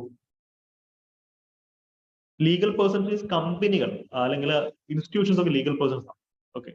Legal persons means Jio, Reliance അതൊരു ലീഗൽ പേഴ്സൺ ആണ്. ഓക്കെ. കമ്പനികളൊക്കെ ലീഗൽ പേഴ്സൺസ് ആണ്. യെസ്, മിഥുൻ, അതിലേക്കാണ് നമ്മൾ വരുന്നത്. ഇന്നർ ലൈൻ പെർമിറ്റ് എന്നൊരു സാധനമുണ്ട്, നമ്മൾ അതിലേക്ക് വരും. അപ്പം ഇതിന്റെ ഒരു അപ്രോച്ച് ഇതാന്നുള്ള കാര്യം ആലോചിക്കാം. എനിക്ക് ഇഷ്ടമുള്ള ജോലി ചെയ്യാം, അതിനൊക്കെ reasonable restrictions. Reasonable restriction means മാന്യമായിട്ടുള്ള റെസ്ട്രിക്ഷൻസ്. ഇപ്പൊ എനിക്ക് ഡോക്ടർ ആവണമെങ്കിൽ ഞാൻ മെഡിസിൻ പഠിക്കണം, ഹോമിയോയോ അലോപ്പതിയോ പഠിക്കണം. അല്ലെങ്കിൽ ഇല്ലീഗൽ ട്രേഡ്. അപ്പൊ സാഗർ ഏലിയാസ് ജാക്കി പറയുന്ന ഒരു കാര്യമാണ്, സ്മഗ്ലിംഗ് ആണ് അദ്ദേഹത്തിന്റെ ബിസിനസ്. അപ്പൊ അദ്ദേഹത്തിന് ആ ഒരു ജോലി ചെയ്യാനുള്ള അവകാശമുണ്ടോ? സ്മഗ്ലിംഗ് ബിസിനസ് ആയിട്ട് എടുക്കാനുള്ള അവകാശം സാഗർ ഏലിയാസ് ജാക്കിക്കുണ്ടോ? ഇല്ല. അതാണ് എന്റെ അപ്രോച്ച്. റീസണബിൾ റെസ്ട്രിക്ഷൻ, നിയമത്തിന്റെ ഉള്ളിൽ നിന്നുകൊണ്ട് മാത്രമേ ചെയ്യാൻ പറ്റത്തുള്ളൂ. എല്ലാ കാര്യങ്ങളും നിയമത്തിനുള്ളിൽ നിന്നുകൊണ്ട് മാത്രമേ ചെയ്യാൻ പറ്റൂ. ഓക്കെ. ഇതാണ് പറയുന്നത് ഫണ്ടമെന്റൽ റൈറ്റ്സ് ആബ്സല്യൂട്ടോ സാക്രോസാങ്ക്ടോ അല്ല, അത് റീസണബിൾ റെസ്ട്രിക്ഷന് വിധേയമാണെന്ന് പറയുന്നത് അതുകൊണ്ട്. നമുക്കിനി നേരത്തെ ആർട്ടിക്കിൾ 19 ഓരോന്നും കീറി മുറിച്ച് പഠിക്കാം. ഓക്കെ. ആർട്ടിക്കിൾ 19 ഓരോന്നും കീറി മുറിച്ച് പഠിക്കാം. ലീഗൽ പേഴ്സൺ എന്താണെന്നുള്ള കോണ്ടെക്സ്റ്റ് എല്ലാം ക്ലിയർ ആണെന്ന് വിചാരിക്കുന്നു. സംശയമുള്ളതൊക്കെ നിങ്ങൾ കമന്റ് ബോക്സിൽ ഇടുക. Okay. First thing, freedom of speech and expression, അല്ലെ? നമുക്ക് അതിൽ തന്നെ തുടങ്ങാം. Article 19(1)(a), freedom of speech and expression. ഇന്ത്യയിലെ എല്ലാ വ്യക്തികൾക്കും അവർ വിശ്വസിക്കുന്ന കാര്യങ്ങൾ അല്ലെങ്കിൽ അവർക്ക് കൺവിക്ഷൻ ഉള്ള കാര്യങ്ങൾ എന്ത് ചെയ്യാം? വാചകമായിട്ടോ വാ കൊണ്ട് പറയാം, എഴുതാം, പത്രങ്ങളോ ന്യൂസ് പേപ്പേഴ്സിലോ എഴുതാം, അത് പ്രിന്റ് ചെയ്യാം, പിക്ചറായിട്ട് കൊടുക്കാം. ഈ ഫോം ഓഫ് എക്സ്പ്രഷൻ, അതായത് നമ്മുടെ എക്സ്പ്രഷൻ എന്ന് പറയുന്ന സംഭവത്തിന് പല ഡയമെൻഷൻസ് ഉണ്ട്. നമുക്ക് വാ കൊണ്ട് എക്സ്പ്രസ് ചെയ്യാം, ആംഗ്യങ്ങൾ കൊണ്ട് എക്സ്പ്രസ് ചെയ്യാം. Dance is A form of expression, music is A form of expression. എന്താണെങ്കിലും നമുക്ക് എക്സ്പ്രസ് ചെയ്യാനുള്ള കാര്യങ്ങളൊക്കെ നമുക്ക് എക്സ്പ്രസ് ചെയ്യാം. ഇതാണ് ആർട്ടിക്കിൾ 19(1)(a) പറയുന്നത്. പക്ഷെ ഇതിനകത്ത് കുറെ കാര്യങ്ങൾ വരുന്നുണ്ട്. നമുക്ക് നമ്മുടെ വ്യൂസ്, ഞാൻ വിശ്വസിക്കുന്ന കാര്യങ്ങൾ എനിക്ക് എക്സ്പ്രസ് ചെയ്യാം. അതുപോലെ ഞാൻ ഗാന്ധിയൻ ഫിലോസഫിയിലും വോൾട്ടേറിന്റെ ഫിലോസഫിയിലും വിശ്വസിക്കുന്ന ഒരു വ്യക്തി. അതുകൊണ്ട് ഞാൻ അവരുടെ വ്യൂസ്, മറ്റുള്ളവരുടെ വ്യൂസ് എക്സ്പ്രസ് ചെയ്യുന്നു. ഇതിനണ്ടറിൽ തന്നെയാണ് ഫ്രീഡം ഓഫ് പ്രസ് വരുന്നത്. Freedom of press. ഞാൻ ഇനി പറയാൻ പോകുന്ന കാര്യങ്ങൾ നിങ്ങൾ ശ്രദ്ധിച്ചിരിക്കണം. ഓക്കെ, ആർട്ടിക്കിൾ 19 ഇത്രയും കാര്യങ്ങളെ പറയുന്നുള്ളൂ. ഇതൊക്കെ സുപ്രീം കോടതിന്റെ ഇന്റർപ്രിട്ടേഷൻ ആണെന്ന കാര്യം ഓർക്കാം. ഇതൊക്കെ സുപ്രീം കോടതി ഇന്റർപ്രിട്ടേഷൻ ആണ്. ഇത് കോൺസ്റ്റിറ്റ്യൂഷനിൽ എടുത്ത് പറയുന്നില്ല. ഞാൻ പറഞ്ഞ മനസ്സിലായോ? ഇതൊന്നും കോൺസ്റ്റിറ്റ്യൂഷൻ എടുത്ത് പറയുന്നില്ല. സുപ്രീം കോടതി ഇന്റർപ്രിട്ടേഷൻ ആണ്. കാര്യം കോൺസ്റ്റിറ്റ്യൂഷൻ ആണ് വളരെ കുറച്ച് കാര്യങ്ങളെ പറയുള്ളൂ. ഓക്കെ, ബിക്കോസ് കഴിഞ്ഞ സിവിൽ സർവീസസ് പ്രിലിംസിൽ വന്ന ഒരു സ്റ്റേറ്റ്മെന്റ് ഇതാ, that constitution of India guarantees freedom of press. ആ സ്റ്റേറ്റ്മെന്റ് കറക്റ്റ് ആണോ? കോൺസ്റ്റിറ്റ്യൂഷൻ ഇത് മാത്രമേ ഗ്യാരണ്ടി ആയിട്ടുള്ളൂ. അപ്പം ടെക്നിക്കൽ സബ്ജക്ട് എന്ന് പറയുന്ന പോലെ ടെക്നിക്കൽ ആസ് വെൽ ആസ് ഫിലോസഫിക്കലാണ്. കോൺസ്റ്റിറ്റ്യൂഷണൽ ഫ്രീഡം ഓഫ് പ്രസിനെ പറ്റി എടുത്ത് പറയുന്നേ ഇല്ല. അപ്പൊ മുൻകാല ചോദ്യങ്ങൾ വെച്ച് വേണം നമ്മൾക്ക് പഠിക്കാൻ. അതേപോലെ നമുക്ക് ബാക്കിയുള്ള കാര്യങ്ങൾ നോക്കാം. പക്ഷെ article 19 covers freedom of press എന്ന് പറയുന്നത് അത് നമുക്ക് സമ്മതിക്കാം. പക്ഷെ കോൺസ്റ്റിറ്റ്യൂഷൻ അതിങ്ങനെ കാര്യം എടുത്ത് പറയുന്നേ ഇല്ല. അടുത്ത ഫ്രീഡം ഓഫ് കൊമേഴ്ഷ്യൽ അഡ്വർടൈസ്മെന്റ്, പരസ്യം കൊടുക്കാനുള്ള അവകാശം. പരസ്യം കൊടുക്കാനുള്ള അവകാശം അല്ലെ? നമ്മുടെ ഇതൊക്കെ നമുക്ക് പെട്ടെന്ന് ഒരു സ്റ്റേറ്റ്മെന്റ് ആയിട്ട് കാണുമ്പോഴത്തേക്ക് ഇതൊക്കെ ശരിയാകുമോ എന്നുള്ള സംശയം നമുക്ക് വരും. ഇതൊക്കെ ശരിയാകാൻ പറ്റുമോ എന്ന് നമുക്ക് തോന്നും. ശരിയായേ പറ്റത്തുള്ളൂ. കാര്യം ഇതൊക്കെ സുപ്രീം കോടതി ഇന്റർപ്രിട്ടേഷനാണ്. പരസ്യം കൊടുക്കാനുള്ള അവകാശം മൗലിക അവകാശമാണോ? അതെ, ഇതൊക്കെ സുപ്രീം കോടതി ഇന്റർപ്രിട്ടേഷനാണ്. മറ്റെന്താ, നമ്മുടെ ടെലിഫോണിക് കോൺവെർസേഷൻസ് ടാപ്പ് ചെയ്യാതിരിക്കാനുള്ള അവകാശമുണ്ട്. ഇതൊക്കെ നമുക്ക് സ്റ്റേറ്റ്മെന്റ് ആയിട്ട് വന്നു കഴിഞ്ഞാൽ ക്ലാസ്സിൽ നമ്മൾ കൺഫ്യൂസ്ഡ് ആയിപ്പോകും. ഇതൊക്കെ അവകാശത്തിനുള്ളിലാണ്. Right against tapping of telephonic conversation. നമ്മുടെ ടെലിഫോണിക് കോൺവെർസേഷൻസ് ടാപ്പ് ചെയ്യാൻ പാടില്ല അല്ലെ? പ്രസ് ആക്ടോ ഇംപ്ലൈസ് ആണെങ്കിൽ കുഴപ്പമില്ല. പ്രസ് ആക്ട് ഏത് ആർട്ടിക്കിളിൽ വരുന്നതാണോ? ആർട്ടിക്കിൾ 19(1)(a)യുടെ ഉള്ളിൽ സുപ്രീം കോടതി ഇന്റർപ്രറ്റ് ചെയ്യുന്നതാണ് പ്രസ് ആക്ട് കേട്ടോ. ഇംപ്ലൈസ് എന്ന ടേം ആണെങ്കിൽ കുഴപ്പമില്ല. ഇംപ്ലൈസ് ആർട്ടിക്കിൾ 19(1) ഇംപ്ലൈസ് എന്ന് പറയുകയാണെങ്കിൽ കുഴപ്പമില്ല, ചെയ്യാൻ പറ്റും. കോൺസ്റ്റിറ്റ്യൂഷൻ ഗ്യാരണ്ടീസ് എന്നൊക്കെ പറയുന്ന പ്രശ്നം. പ്രസ് ഫ്രീഡം ഒരു കോൺസ്റ്റിറ്റ്യൂഷൻ റൈറ്റ് എന്നൊരു പ്രശ്നമാണ്. Honey trap, exactly Ajeesh honey ട്രാപ്പിന്റെ കാര്യം പറയുന്നത്. ഓക്കെ, പക്ഷെ അതൊക്കെ ആർട്ടിക്കിൾ 21-നകത്ത്. പക്ഷെ ഹണി ട്രാപ്പ് എക്സ്പ്ലിസിറ്റ്ലി ഒരിക്കലും കോടതി മെൻഷൻ ചെയ്തിട്ടില്ല. ഓക്കെ, ഒരിക്കലും കോടതി മെൻഷൻ ചെയ്തിട്ടില്ല എന്നുള്ള കാര്യം ആദ്യം. അതൊക്കെ അവിടെ ഇരിക്കട്ടെ. ഈ എന്താ, നമുക്ക് ടെലികാസ്റ്റ് ചെയ്യാനുള്ള അവകാശങ്ങൾ. ഇപ്പൊ നോർത്ത് കൊറിയയിലും ചൈനയിലും ഒക്കെ പോയി കഴിഞ്ഞാൽ അവിടുത്തെ പത്രങ്ങളും ഈ TV ചാനലും എല്ലാം ഗവൺമെന്റിന്റെ കൺട്രോളിലാണ്. പക്ഷെ ഇന്ത്യയിൽ എങ്ങനെയാണോ? ഗവൺമെന്റ് മൊണോപ്പൊളി ആയിട്ട് ഇലക്ട്രോണിക് മീഡിയയെ കൊണ്ടു നടക്കാൻ പാടില്ല എന്ന് പറയുന്നത്. ഇലക്ട്രോണിക് മീഡിയ, TV അതൊക്കെ എന്താ എല്ലാവർക്കും ഓപ്പൺ ആയിരിക്കണം. ഗവൺമെന്റിന് അവിടെ കുത്തകാവകാശം ഇല്ല. അതേപോലെ മറ്റൊരു കാര്യമാണെന്ന് ബന്ദിനെതിരായിട്ടുള്ള അവകാശം, റൈറ്റ് അഗെയിൻസ്റ്റ് ബെൻഡ്. ഒരു പൊളിറ്റിക്കൽ പാർട്ടി ഹർത്താലോ ബന്ധോ സംഘടിപ്പിക്കുകയാണെങ്കിൽ നമുക്ക് അതിൽ പങ്കെടുക്കാതിരിക്കാനുള്ള അവകാശം. ഇത് കേരള കോണ്ടെക്സ്റ്റിൽ ഭയങ്കര പ്രധാനമാണ്. ഇതിന് ഇമ്പോർട്ടൻസ് മനസ്സിലായോ? ബന്ദ് സംഘടിപ്പിക്കരുതെന്നാണ് പറയുന്നത്. ബന്ദ് സംഘടിപ്പിക്കാൻ പാടില്ല.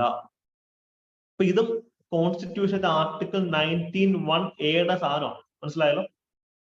ഗവൺമെന്റിന്റെ ആക്ടിവിറ്റീസിനെ പറ്റി അറിയാനുള്ള അവകാശം, മിണ്ടാതിരിക്കാനുള്ള അവകാശം. ആലോചിച്ച് നോക്കിയേ, സൈലൻസ്. ഇത് നമ്മുടെ ഫണ്ടമെന്റൽ റൈറ്റ്സിന്റെ ഭാഗം തന്നെയാണ്. നമ്മുടെ അടുത്ത് ഒരാൾ ചോദ്യം ചോദിക്കുമ്പോൾ നമുക്ക് right to freedom of silence ഉണ്ട് അല്ലെ? ഇപ്പൊ ഞാൻ ക്ലാസ്സിൽ നിങ്ങളത് ചോദ്യം ചോദിക്കുന്നു, നിങ്ങൾക്ക് ഉത്തരം പറയാൻ സൗകര്യമില്ല, മിണ്ടാതിരുന്നെങ്കിൽ എനിക്ക് നിങ്ങളെ വഴക്ക് പറയാൻ പറ്റില്ല. ബിക്കോസ് ഇത് കോൺസ്റ്റിറ്റ്യൂഷൻ റൈറ്റ് ആണ്. ഞാൻ നിങ്ങളെ വഴക്ക് പറഞ്ഞു കഴിഞ്ഞാൽ കോൺസ്റ്റിറ്റ്യൂഷന് വിരുദ്ധമായിട്ട് ഞാൻ പ്രവർത്തിക്കുന്നത് തെളിവാണ്. ഓക്കെ, അപ്പൊ അതാണ് അതിന്റെ കോണ്ടെക്സ്റ്റ്. അപ്പം സൈലന്റ് ആയിട്ടിരിക്കാനുള്ള അവകാശം നിങ്ങൾക്കുണ്ട്. ദയവായി ഇന്ററാക്റ്റീവ് ആയിട്ട് ഇരിക്കുക, അല്ലെങ്കിൽ ക്ലാസ് നല്ല ബോറായിരിക്കും. ഓക്കെ, മറ്റൊരു കാര്യം എന്താ, പ്രീ സെൻസർഷിപ്പ്. അതായത് എന്താ പ്രീ സെൻസർഷിപ്പ്? ഒരു പത്രം ഒരു ന്യൂസ് പുറത്തുവിടുന്നു. ആ ന്യൂസ് പ്രശ്നമാണെങ്കിൽ ഗവൺമെന്റിന് അതിനെ സെൻസർ ചെയ്യാം. പ്രീ സെൻസർഷിപ്പ് മീൻസ് ആ ഒരു ന്യൂസ് പുറത്തുവിടുന്നതിന് മുമ്പ് തന്നെ ഗവൺമെന്റ് പുറത്തുവിടുന്നു പറയും. പബ്ലിഷ് ചെയ്യുന്നതിന് മുമ്പ് തന്നെ അതിനെ സെൻസർ ചെയ്യുകയാണെങ്കിൽ അതാണ് പ്രീ സെൻസർഷിപ്പ്. അതേപോലെ ഇതൊക്കെയാണ് പ്രധാനപ്പെട്ട കാര്യം. പക്ഷേ നമുക്ക് പിക്കറ്റിംഗ് നമ്മുടെ ഫണ്ടമെന്റൽ റൈറ്റ് ആണോ? പിക്കറ്റിംഗ് അല്ലെങ്കിൽ പോസ്റ്റ് ഓഫീസ് പിക്കറ്റ് ചെയ്യുക, അല്ലെങ്കിൽ ഈ പറയുന്ന പോലെ പോലീസ് സ്റ്റേഷൻ പിക്കറ്റ് ചെയ്യുക, അത് നമ്മുടെ ഫണ്ടമെന്റൽ റൈറ്റ് ആണോ?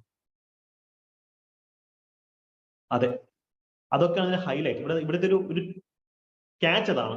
നമുക്ക് ഡെമോൺസ്ട്രേഷൻസ് നടത്താം, പിക്കറ്റിംഗ് നടത്താം. പക്ഷെ സമരം ചെയ്യുന്നത് fundamental right, right to strike. There is no right to strike. Picketing എന്ന് വെച്ച് കഴിഞ്ഞാൽ നമ്മളിപ്പം പിക്കറ്റിങ്ങിന്റെ കറക്റ്റ് ഡെഫിനിഷൻ ഉണ്ടാവും. നമ്മളിപ്പോ ഒരിടത്ത് ചെല്ലുന്നു, ഒരു പോസ്റ്റ് ഓഫീസിൽ നിന്ന് പോസ്റ്റ് ഓഫീസ് പിക്കറ്റ് ചെയ്യാന്ന് പറയും, അല്ലെ? ഇപ്പം വേർഡ്സ് വേണം കൊണ്ടുവരിക. പിക്കറ്റിംഗ് മീൻസ് ജസ്റ്റ് നോക്കാം, പോസ്റ്റ് ഓഫീസ് പിക്കറ്റ് ചെയ്യുന്നു, അല്ലെങ്കിൽ ഇപ്പൊ കേന്ദ്ര സർക്കാരിന്റെ സ്ഥാപനങ്ങൾ അവർ ചെന്നിരുന്നിട്ട് സമരം വിളിക്കും, മുദ്രാവാക്യങ്ങൾ മുഴക്കും, അവിടുത്തെ കാര്യങ്ങൾ, അതായത് ബാക്കിയുള്ളവർക്ക് ബുദ്ധിമുട്ടില്ലാത്ത രീതിയിൽ അവർ അവരുടെ പ്രശ്നങ്ങൾ അവതരിപ്പിക്കുക. അതാണ് പിക്കറ്റിംഗ് എന്ന് പറയുന്നത്. ഖരാവോ അതല്ല, ഖരാവോ അതല്ല. ഖരാവോ എന്ന് വെച്ച് കഴിഞ്ഞാൽ മുറി പിടിച്ച് പൂട്ടിയിട്ടെന്ന് പറഞ്ഞിരിക്കും. ഓക്കെ, ബഹിഷ്കരണം എന്ന് വേണമെങ്കിൽ പറയാം, ബഹിഷ്കരണം എന്ന് വേണമെങ്കിൽ പറയാം. പിക്കറ്റിംഗ് നമുക്ക് ചെയ്യാം, പിക്കറ്റിംഗ് ചെയ്യാം. ഡെമോൺസ്ട്രേഷൻ, സമരം, സ്ട്രൈക്ക് നടത്താൻ പാടില്ല എന്നുള്ള കാര്യം ആലോചിക്കാം. ഓക്കെ, ഉപരോധിക്കാം, ഉപരോധിക്കാം. പിക്കറ്റ് 43 അത് വേറെ പിക്കറ്റ് ആണ്, അത് പട്ടാളത്തിലെ പിക്കറ്റ് ആണ്. പിക്കറ്റ് 43 അത് ഇതല്ലല്ലോ. ഓക്കെ, അഗെയിൻ ആർട്ടിക്കിൾ 19(1)(a) ആണ് നമ്മൾ ഡിസ്കസ് ചെയ്തത്. അപ്പൊ നിങ്ങളുടെ സംശയമാണ് എന്താണ് ആർട്ടിക്കിൾ 19(2). ആർട്ടിക്കിൾ 19(2) എന്ന് വെച്ച് കഴിഞ്ഞാൽ ഇതിനെതിരെയുള്ള റെസ്ട്രിക്ഷൻസ് ആണ്. നമ്മൾ പറഞ്ഞു ഫണ്ടമെന്റൽ റൈറ്റ്സ് ആബ്സല്യൂട്ടോ സാക്രോസാങ്ക്ടോ അല്ല, അതൊക്കെ റീസണബിൾ, അതായത് ന്യായീകരിക്കാൻ പറ്റാവുന്ന റെസ്ട്രിക്ഷൻസിന് വിധേയമാണ്, റീസണബിൾ റെസ്ട്രിക്ഷൻസിന് വിധേയമാണ്. അപ്പം freedom of speech and expression, നമ്മുടെ എക്സ്പ്രസീവ് പവറിന്റെ റെസ്ട്രിക്ഷൻസ് എന്തൊക്കെയാ? ഇപ്പൊ നാളെ ഇപ്പം ട്രംപ് അല്ലെങ്കിൽ ജോ ബൈഡൻ ഇന്ത്യയിൽ വരുവാണ്. ഇപ്പൊ ഞാൻ റോഡിൽ ഇറങ്ങുന്ന ജോ ബൈഡനെ തെറി വിളിച്ചു കഴിഞ്ഞാൽ ശരിയാവോ? ഞാൻ എന്റെ freedom of speech and expression ആണ്, അങ്ങനെ അമേരിക്കൻ പ്രസിഡന്റ് ആണ്, എനിക്ക് അമേരിക്കൻസിന് ഇഷ്ടമല്ല, ഞാൻ റോഡിൽ ഇറങ്ങുന്ന അദ്ദേഹത്തെ ചീത്ത പറയാം, ശരിയാവോ? ഇല്ല. കാര്യം ഇന്ത്യയുടെ friendly relation with other countries, ഇന്ത്യക്ക് ബാക്കി രാജ്യങ്ങളുമായിട്ട് നല്ലൊരു റിലേഷൻഷിപ്പ് ഉണ്ട്. അതിനെ നെഗറ്റീവായിട്ട് ബാധിക്കുന്ന രീതിയിൽ എനിക്കൊന്നും പറയാൻ പറ്റും. അതേപോലെ ഇന്ത്യയുടെ sovereignty and integrity of India, നാളെ ഇപ്പൊ ഖാലിസ്ഥാൻ തീവ്രവാദികൾ പറഞ്ഞാൽ അവർക്ക് ഖാലിസ്ഥാൻ എന്ന് പറയുന്ന സെപ്പറേറ്റ് രാഷ്ട്രം വേണമെന്ന്, അതൊക്കെ പബ്ലിക്കായിട്ട് പറയാൻ പാടില്ല, പബ്ലിക്കായിട്ടോ പ്രൈവറ്റ് ആയിട്ടോ പറയാൻ പാടില്ല, അതൊക്കെ കോൺസ്റ്റിറ്റ്യൂഷൻ വിരുദ്ധമാണ്. സോവർണിറ്റി ആൻഡ് ഇന്ത്യയുടെ ഐക്യത്തിനെയും അഖണ്ഡതയും ചലഞ്ച് ചെയ്യുന്ന കാര്യങ്ങളൊന്നും പറയാൻ പാടില്ല. അതുകൊണ്ട് ഒരു രാജ്യത്തിന്റെ സെക്യൂരിറ്റി, ഒരു രാഷ്ട്രത്തിന്റെ സെക്യൂരിറ്റി, അതിനെ ബാധിക്കുന്ന കാര്യങ്ങൾ പറയാൻ പാടില്ല. സപ്പോസ് എനിക്കിപ്പം ഗവൺമെന്റിന്റെ കയ്യിൽ നിന്ന് കുറെ രഹസ്യ രേഖകൾ ചോർന്നു കിട്ടി. ഓക്കെ, എനിക്ക് freedom of speech and expression ഉണ്ട് എന്ന് പറഞ്ഞ് എനിക്കത് പബ്ലിക്കിന്റെ മുമ്പിൽ കൊടുക്കാൻ പറ്റും. അത് ഇന്ത്യയുടെ സെക്യൂരിറ്റിയെ ബാധിക്കുന്ന കാര്യമല്ലേ? അതേപോലെ തന്നെ പബ്ലിക് ഓർഡർ, ഡീസൻസി, മൊറാലിറ്റി. ഇപ്പം പബ്ലിക് ഓർഡർ അല്ലെങ്കിൽ ഒരു മാന്യത വേണം, നമ്മൾ പറയുന്ന കാര്യത്തിൽ ഒരു മാന്യത വേണം. ചുരുളി സിനിമ നിങ്ങൾ കണ്ടില്ലേ? ചുരുളി സിനിമ, അതിനെ സെൻസർ ചെയ്ത പതിപ്പ് നിങ്ങൾ കണ്ടായിരുന്നോ? മൊത്തം 2 എല്ലാം സെൻസർ ചെയ്തിരിക്കുകയാണ് അല്ലെ? എല്ലാ ഡയലോഗും സെൻസർ ചെയ്തിരിക്കുക. യെസ്, റീസെന്റ് DRDO സയന്റിസ്റ്റിനെ അറസ്റ്റ് ചെയ്തായിരുന്നു, ഹണി ട്രാപ്പ് ആയിരുന്നു. ചുരുളി സിനിമ കാണണം, അത് നിങ്ങൾക്ക് മനസ്സിലാവും. ചുരുളി സിനിമയ്ക്ക് അത് മൊത്തം ചെയ്തുകൊള്ളിയാണ്, തുടക്കം മുതൽ അവസാനം വരെ. കാണാത്തത് തന്നെ നല്ലത്. ഓക്കെ, ദുർബല ഹൃദയർ കാണരുത്, തുടക്കം തൊട്ട് അവസാനം വരെ ചീത്തവിളിയാണ്. കാര്യം ആ സിനിമ അങ്ങനെ എടുക്കാൻ ഒക്കത്തില്ല, അങ്ങനെയുള്ള ആൾക്കാരുടെ കഥയാണ് അതിൽ പറയുന്നത്. പക്ഷെ അതൊക്കെ എന്താ? പബ്ലിക് മൊറാലിറ്റിക്ക്, സോ കാൾ കൺവെൻഷണൽ മൊറാലിറ്റി, പരമ്പരാഗതമായ സദാചാര ചിന്ത എന്ന് പറയും, അതിന് വിരുദ്ധമായതുകൊണ്ട് മൊത്തം സെൻസർ ചെയ്തിരിക്കുക. പക്ഷെ ഞാൻ കണ്ടത് അതിന്റെ സെൻസർ ചെയ്യാത്ത പതിപ്പാണ്, അതുകൊണ്ട് മൊത്തം എനിക്ക് കാണാൻ പറ്റി. കാര്യം അതൊരു ആർട്ടിസ്റ്റിക് എക്സ്പ്രഷൻ ആണ് അല്ലെ? തുടക്കം കണ്ടപ്പോഴേ നിർത്തിയെന്ന് അഞ്ജലി പറയുന്നു, തെറികളൊന്നും അറിയുന്നില്ല, ആരതിക്കൊന്നും കുഴപ്പമില്ലെന്ന് പറഞ്ഞു. നമുക്ക് ഫൈൻ സാറില്ല. ഓക്കെ, ഡിക്ഷണറി വെച്ച് കാണേണ്ട ഒരു സിനിമയാണത്. പക്ഷെ എങ്ങനെ അത് കൺവെൻഷണൽ മൊറാലിറ്റി വിരുദ്ധമാണ്, അതുകൊണ്ടാണ് മൊത്തം സെൻസർ ചെയ്തിരിക്കുന്നത്. അല്ലെങ്കിൽ നമുക്ക് അതൊരു കലാകാരന്റെ ആവിഷ്കാര സ്വാതന്ത്ര്യമാണെന്ന് പറയാം. പക്ഷെ ആവിഷ്കാര സ്വാതന്ത്ര്യം ആർട്ടിക്കിൾ 19 ഗ്യാരണ്ടി ചെയ്യുന്നുണ്ട്, സമ്മതിക്കുന്നു. പക്ഷെ ആർട്ടിക്കിൾ 19(2) അതേ ആവിഷ്കാര സ്വാതന്ത്ര്യത്തിനെ നമ്മൾ എന്ത് ചെയ്യുന്നുണ്ട്? തടഞ്ഞു നിർത്തുന്നുണ്ട്. അപ്പൊ അതാണ് ഇതിന്റെ അപ്രോച്ച്. പിന്നെന്താ? കോടതി ലക്ഷ്യം പറയാൻ പാടില്ല, കോടതി ലക്ഷ്യം നടത്താൻ പാടില്ല. ഡീഫമേഷൻ പറയാൻ പാടില്ല. ഇപ്പൊ എനിക്ക് freedom of speech and expression ഉണ്ട്, പക്ഷെ എനിക്ക് നിങ്ങളെ ചീത്ത പറയാൻ പറ്റുമോ? ഒരു അടിസ്ഥാനമില്ല, നിങ്ങൾ അതാണ് ഇതാണ് എന്നൊക്കെ പറയാൻ പറ്റുമോ? ഡീഫമേഷൻ, അപകീർത്തിപ്പെടുത്തൽ, ഇത് പറയാൻ പറ്റത്തില്ല. ഇതിന്റെ പേരിലാണ് രാഹുൽ ഗാന്ധിക്ക് ഇപ്പം MP സ്ഥാനം വരെ പോയത്. ഓക്കെ, ഡീഫമേറ്ററി റിമാർക്സ് നടത്തിയെന്നുള്ളതാണ് അതിന്റെ പ്രശ്നം. അതേപോലെ കലാപത്തിന് ആഹ്വാനം ചെയ്യുന്ന പോലെ, അതായത് നമ്മളിപ്പോ ചില ആൾക്കാരെ കൊണ്ട് കുറ്റം ചെയ്യിപ്പിക്കില്ലേ, എടാ അവൻ മോശമാണ്, അവനിപ്പോ ഇടിക്ക്, അല്ലെ അവനിപ്പോ കൊല്ലെന്ന് പറയത്തില്ലേ? ഒരു ഒഫൻസ് ചെയ്യാൻ, ഒരു വ്യക്തിയെ ഇൻസൈറ്റ് ചെയ്യാനും നമുക്ക് നമ്മുടെ freedom of speech and expression ഉപയോഗിക്കാൻ പറ്റത്തില്ല. ഒരു സംശയം ചോദിച്ചോട്ടെ, ഇതൊക്കെ നമുക്ക് ലോജിക്കലി കിട്ടുന്ന കാര്യങ്ങളല്ലേ? ഇപ്പൊ എക്സാമിന് ഈ പ്രസ്താവനകൾ വരുമ്പോൾ നിങ്ങൾ കാണാതെ പഠിച്ചുകൊണ്ട് പോകണത് ലോജിക്കലി അപ്രോച്ച് ചെയ്യണോ? നിങ്ങൾക്ക് എന്ത് തോന്നുന്നു? യെസ്, വിനായകന്റെ ഇഷ്യൂ അതിനകത്ത് വരുന്നുണ്ട്.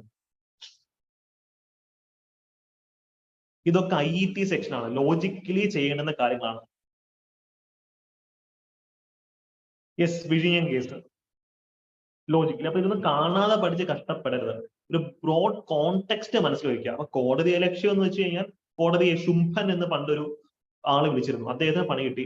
സജി ചെറിയാന് എന്ത് പറ്റി? കോൺസ്റ്റിറ്റ്യൂഷൻ വയലേഷന്റെ കേസിൽ അദ്ദേഹത്തിന് ജോലി പോയി. ഇതൊക്കെ ന്യൂസിലുള്ള കാര്യങ്ങളാണ് എന്നുള്ള കാര്യം ഓർക്കാം. എഗെയിൻ ആർട്ടിക്കിൾ 19(1)A കഴിഞ്ഞു അല്ലെ? നമുക്ക് ബിയിലേക്ക് പോവാം. ഫ്രീഡം ഓഫ് അസംബ്ലി ആണ്. ഫ്രീഡം ഓഫ് അസംബ്ലി നമുക്ക് സമാധാനപരമായിട്ടും അതായത് ആയുധം ഏന്താതെ, ഫ്രീഡം ഓഫ് അസംബ്ലി എന്ന് പറഞ്ഞെങ്കിൽ വടിവാളും മറ്റേ പാണ്ടിപ്പടയില് ദിലീപിൻ മറ്റേ അവരൊക്കെ ചെയ്യുന്ന പോലെ വടിവാളും എല്ലാം കൂടെ എടുത്തുകൊണ്ട് അസംബിൾ ചെയ്യാൻ പറ്റില്ല. സമാധാനപരമായിട്ട് നമുക്ക് എവിടെ വേണമെങ്കിലും ആൾക്കാർക്ക് ഒത്തുകൂടാം. ഇവിടെ നമുക്ക് പബ്ലിക് മീറ്റിംഗ് സംഘടിപ്പിക്കാം, ഡെമോൺസ്ട്രേഷൻ സംഘടിപ്പിക്കാം, പ്രൊസഷൻസ് അതൊക്കെ സംഘടിപ്പിക്കാൻ പറ്റും. ഇതിനർത്ഥം എന്താ? കാര്യം ആൾക്കാർക്ക് ഒത്തുകൂടുക എന്ന് പറയുന്ന ഒരു ഡെമോക്രാറ്റിക് പ്രോസസ്സാണ്. ആ പ്രോസസ്സ് ചെയ്യാനുള്ള അവകാശം എല്ലാവർക്കും ഉണ്ട് എന്നാണ് ഇതിന്റെ അർത്ഥം. ഓക്കെ, എഗെയിൻ ഇത് പബ്ലിക് ലാൻഡിൽ മാത്രമേ പറ്റത്തുള്ളൂ. ഞാൻ നേരത്തെ പറഞ്ഞു ഫ്രീഡം ഓഫ് അസംബ്ലി ഉണ്ട്, പക്ഷെ എനിക്ക് അപ്പോഴത്തെ ദിവാകരൻ ചേട്ടന്റെ പറമ്പിൽ പോയി 10 ആൾക്കാരെ കൂട്ടി അവിടെ നിന്ന് എനിക്ക് മീറ്റിംഗ് കൂടാൻ ഒക്കത്തില്ല. ഇത് പബ്ലിക് ലാൻഡിൽ മാത്രമേ പറ്റത്തുള്ളൂ, പ്രൈവറ്റ് ലാൻഡിൽ പറ്റത്തില്ല. ഇപ്പൊ എനിക്ക് പെർമിഷൻ ഉണ്ടെങ്കിൽ ചേട്ടാ മോനെ നീ ചെയ്തെന്ന് പറഞ്ഞാൽ എനിക്ക് ചെയ്യാൻ പറ്റും, നീ ആൾക്കാർ ചെയ്തെന്ന് ചെയ്യാൻ പറ്റും, അല്ലെങ്കിൽ it's impossible. Also it should be peaceful and unarmed. സമാധാനപരമായിട്ടുള്ള സംഭവങ്ങൾ, പ്രശ്നം ഉണ്ടാക്കുന്ന ആയിരിക്കില്ല. ഇത് വയലൻസോ അല്ലെങ്കിൽ റയോട്ടോ, അതായത് ലഹളകൾ അതൊന്നും കാരണമാവാൻ പാടില്ല. ആയുധം ഉണ്ടാവാൻ പാടില്ല. യെസ്, അരുൺ രാജിന്റെ ചോദ്യത്തിലേക്ക് നമ്മളിപ്പോൾ വരുന്നത്. Very good question. കൊറോണയുടെ സമയത്ത് നമ്മൾ ചായ കുടിക്കാൻ കൂടെ നിന്ന് കഴിഞ്ഞാലും ഇടി കിട്ടുമായിരുന്നു. പഴം വാങ്ങിക്കാൻ പുറത്തിറങ്ങിയ ചേട്ടനെ പോലീസ് പിടിച്ചായിരുന്നു ആ വർഷം. അതിന്റെ റീസൺ നമ്മൾ ഇനി പറയാൻ പോകുന്നു. ഓക്കെ, ഇതിനകത്തും നമുക്ക് സ്ട്രൈക്കിനുള്ള അവകാശം. There is no right to strike. നമ്മൾ നേരത്തെ പറഞ്ഞു.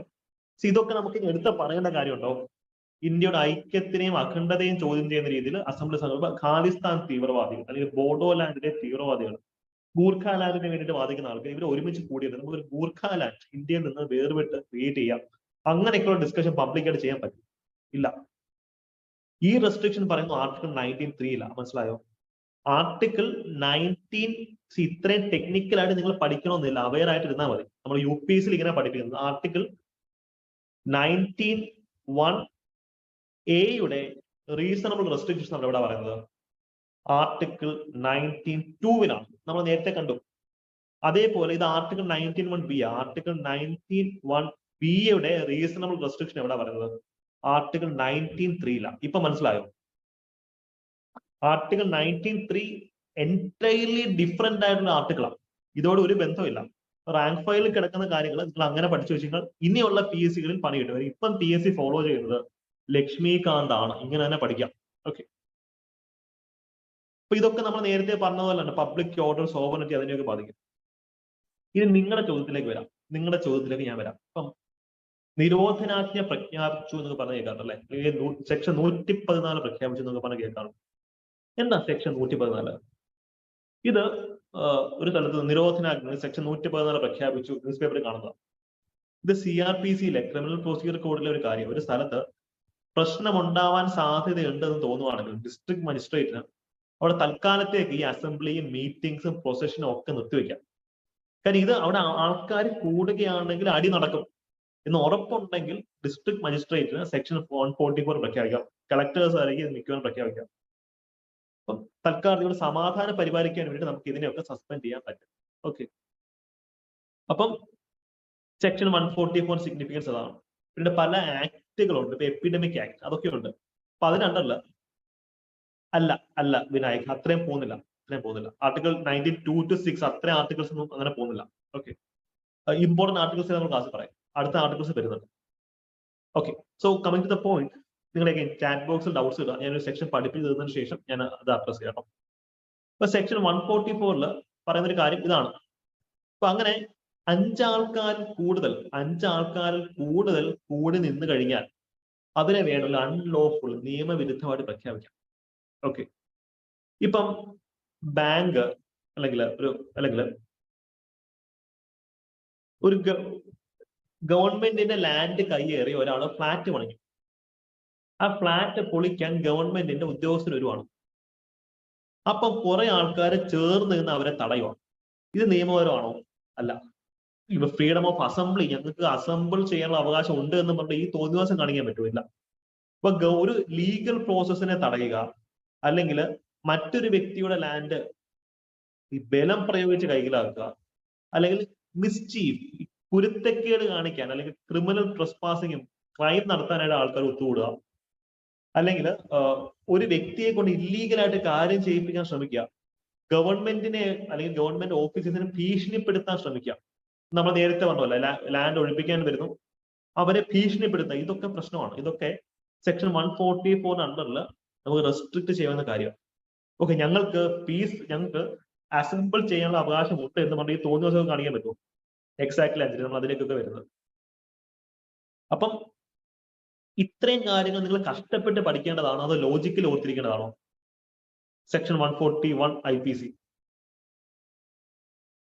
CRPC 144, ഇതൊക്കെ ലോജിക്. ഒന്ന് കഷ്ടപ്പെട്ട് ഓർത്തിരിക്കില്ല. ഇത് ഓർത്തിരിക്കാൻ ഈസിയാണ്. സ്റ്റിൽ ഇത് നിങ്ങൾ നോക്കി അങ്ങ് വിടുക.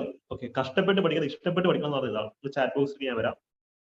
എക്സാക്ട്ലി. അപ്പൊ അഞ്ജലി ചോദിക്കുന്നുണ്ട്, റൗലറ്റ് ആക്ട് 144 ബ്രിട്ടീഷ് ഗവൺമെന്റ് പാസ്സാക്കിയതാണ്. റൗലറ്റ് ആക്ട് എന്ന് വെച്ച് കഴിഞ്ഞാൽ അതിന് 144 ഉണ്ടായിരുന്നു. അതിനകത്ത് ഏറ്റവും വലിയ പ്രശ്നം ഹേബിയസ് കോർപ്പസ് റിട്ട് സസ്പെൻഡ് ചെയ്തു എന്നുള്ളതാണ്. നിരോധനാജ്ഞയുണ്ട്, ഹേബിയസ് കോർപ്പസ് റിട്ട് സസ്പെൻഡ് ചെയ്തു. പിന്നീട് ആർട്ടിക്കിൾ 22 ആണ് അതിനകത്ത് വരുന്നത്. അതായത് ഒരാൾ കുറ്റം ചെയ്തില്ലെങ്കിൽ പോലും കരുതൽ തടങ്കിൽ ഇടാൻ പറ്റുന്ന പരിപാടി. അതൊക്കെയാണ് റൗലറ്റ് ആക്ടിൽ പ്രധാനമായിട്ട് വന്നിട്ടുള്ളത്. സെക്ഷൻ 144 ചെറിയൊരു എലമെന്റ് മാത്രമാണ്. മണിപ്പൂരിലെ ചില സ്ഥലത്ത് 144 പ്രഖ്യാപിച്ചിട്ടുണ്ട് അജീഷ്. എക്സാക്ട്ലി. ഓക്കെ, അപ്പൊ അതാണ് അതിന്റെ ഒരു അപ്രോച്ച് എന്ന് പറയുന്നത്. അപ്പം എഗെയിൻ നിങ്ങൾ വളരെ ലോജിക്കലായിട്ടുള്ള ചോദ്യങ്ങൾ ചോദിക്കുന്നുണ്ട്. ഹാപ്പി, നിങ്ങൾ അത്രത്തോളം ഡീപ്പായിട്ടാണ് ഈ ടോപ്പിക്ക് പഠിക്കുന്നതെന്ന് മനസ്സിലായി. അപ്പം ചോദിച്ചാൽ മതി കേട്ടോ, നമുക്ക് ഇതൊക്കെ ഡിസ്കസ് ചെയ്യാം. അപ്പോൾ ഇത്രയും കാര്യങ്ങൾ ഓർത്തിരിക്കാം. നമുക്കിനി ഫ്രീഡം ഓഫ് അസോസിയേഷനിലേക്ക് വരും. ഫ്രീഡം ഓഫ് അസോസിയേഷൻ, നമുക്ക് ഈ പറഞ്ഞ പോലെ associations, union, club, companies, partnership firms, ഇതൊക്കെ അസോസിയേഷൻസ് അല്ലേ? നമ്മളും ഒരു ഇൻഫോർമൽ അസോസിയേഷൻ ആണ് അനദി ബ്ലോക്സ് അല്ലെ? അപ്പൊ അസോസിയേഷൻസ് ക്രിയേറ്റ് ചെയ്യാൻ പറ്റും. ഇതെന്ന് വെച്ച് കഴിഞ്ഞാൽ നമുക്കൊരു അസോസിയേഷൻ സ്റ്റാർട്ട് ചെയ്യാം, അത് എൻഡ് ചെയ്യാം, അല്ലെങ്കിൽ അത് കണ്ടിന്യൂ ചെയ്യാം, കണ്ടിന്യൂ ചെയ്യാതിരിക്കാം. അതൊക്കെ നമുക്കുള്ള അവകാശങ്ങളാണ്. ഇതിനകത്ത് മറ്റൊരു കാര്യമുണ്ട്. നമുക്ക് ഒരു അസോസിയേഷനിൽ ജോയിൻ ചെയ്യാതിരിക്കാനുള്ള അവകാശമുണ്ട്. It covers the negative right of not to form or join an association.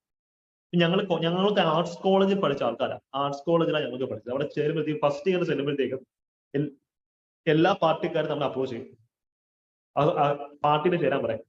നമുക്ക് താല്പര്യം ഉണ്ടെങ്കിൽ ഇല്ലെങ്കിലും 2 രൂപ, 5 രൂപ, 10 രൂപ അതൊക്കെയാണ് പാർട്ടി ജോയിനിങ് ഫീ. നമ്മളിന്ന് വാങ്ങിച്ച് നമ്മുടെ പാർട്ടിക്കാർ പാർട്ടിയിൽ ജോയിൻ ചെയ്യിപ്പിക്കും. ഞാനൊക്കെ ആ കാലഘട്ടത്തിൽ എല്ലാ പാർട്ടിയിലും ഉണ്ടായിരുന്നു. കാര്യം ഫസ്റ്റ് ഇയർ വരുമ്പോഴത്തേക്ക് ആർട്സ് കോളേജ് പഠിച്ച അഞ്ജലി, അതല്ലേ അവസ്ഥ?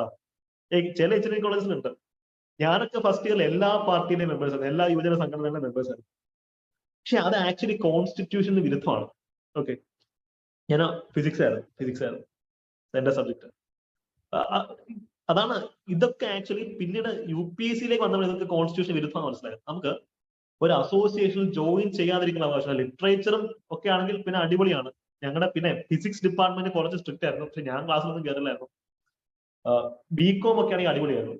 ഓക്കെ, നല്ല രസമുള്ളൊരു കലാലയ ജീവിതമായിരുന്നു കോളേജ്. MSc ഫിസിക്സ് ആണ് ആരും. ഗുഡ്. ഓക്കെ, നല്ല രസമുള്ളൊരു സബ്ജക്റ്റ് ആണ് ഫിസിക്സ്. ഞാൻ സെന്റ് ജോൺസ് കോളേജ്, അഞ്ചൽ ഒരു കോളേജാണ് സെന്റ് ജോൺസ് കോളേജ്. ഇവിടെ മാറി മാന്യൂസിന്റെ സഭയുടെ ആയിരുന്നു അഞ്ചൽ. എക്സാക്ട്ലി. അതൊക്കെ ഒരു കാലഘട്ടമായിരുന്നു. ഞാൻ ഫിസിക്സ് എന്ന ഡിപ്പാർട്ട്മെന്റിൽ ഞാൻ കൂടുതൽ സമയം BCom-ലും ഇംഗ്ലീഷ് ലിറ്ററേച്ചറിലാണ്. ആ ഡിപ്പാർട്ട്മെന്റിലെ ചുറ്റിപ്പറ്റിയാണ് ഞാൻ പോയിക്കൊണ്ടിരുന്നത്. യെസ്, BSc ആയിരുന്നു. എക്സാക്ട്. ഇതൊക്കെ കോൺസ്റ്റിറ്റ്യൂഷന് വിരുദ്ധമാണ്. ഓക്കെ, ഇത് കോൺസ്റ്റിറ്റ്യൂഷൻ വിരുദ്ധമാണ്. അതാണ് ഇതിന്റെ അപ്രോച്ച്. ഫ്രീഡം ഓഫ് അസോസിയേഷൻ, ഇതിനകത്തും റീസണബിൾ റെസ്ട്രിക്ഷൻ ഉണ്ട്. ഇത് പറയുന്ന ആർട്ടിക്കിൾ 19(4) മനസ്സിലായത്. ഇത് പറയുന്ന ആർട്ടിക്കിൾ 19(4) ഞാനത് എക്സ്പ്ലെയിൻ ചെയ്യുന്നില്ല, നിങ്ങൾക്ക് വായിച്ച് നോക്കാവുന്നേ ഉള്ളൂ. നിങ്ങൾക്ക് ഇതിന്റെ ക്രക്സ് മനസ്സിലായെന്ന് വിചാരിക്കുന്നു. ഇതൊക്കെ ഇതിനകത്തുള്ള കാര്യങ്ങളാണ്. ജസ്റ്റ് വായിച്ച് പോവാം. ഫ്രീഡം ഓഫ് മൂവ്മെന്റ് ഉണ്ട്. ഫ്രീഡം ഓഫ് മൂവ്മെന്റ് എന്ന് വെച്ച് കഴിഞ്ഞാൽ ഇന്ത്യയിൽ ഒരു വ്യക്തിക്ക് ഇന്ത്യയിൽ എവിടെ വേണമെങ്കിലും മൂവ് ചെയ്യാനുള്ള അധികാരം കാണും. ഒരു സംസ്ഥാനത്ത് നിന്ന് മറ്റൊരു സംസ്ഥാനത്തിലേക്ക് മൂവ് ചെയ്യുമ്പോൾ അവനെ ആരും പിടിച്ചു നിർത്താൻ പാടില്ല. ഓക്കെ, നീ മലയാളിയാണ്, നീ തമിഴ്നാട്ടിൽ കയറരുതെന്നോ, അല്ലെങ്കിൽ നീ ബംഗാളിയാണ്, നീ കേരളത്തിൽ വരരുതെന്നോ പറയാനുള്ള അവകാശം ആർക്കും ഇല്ല.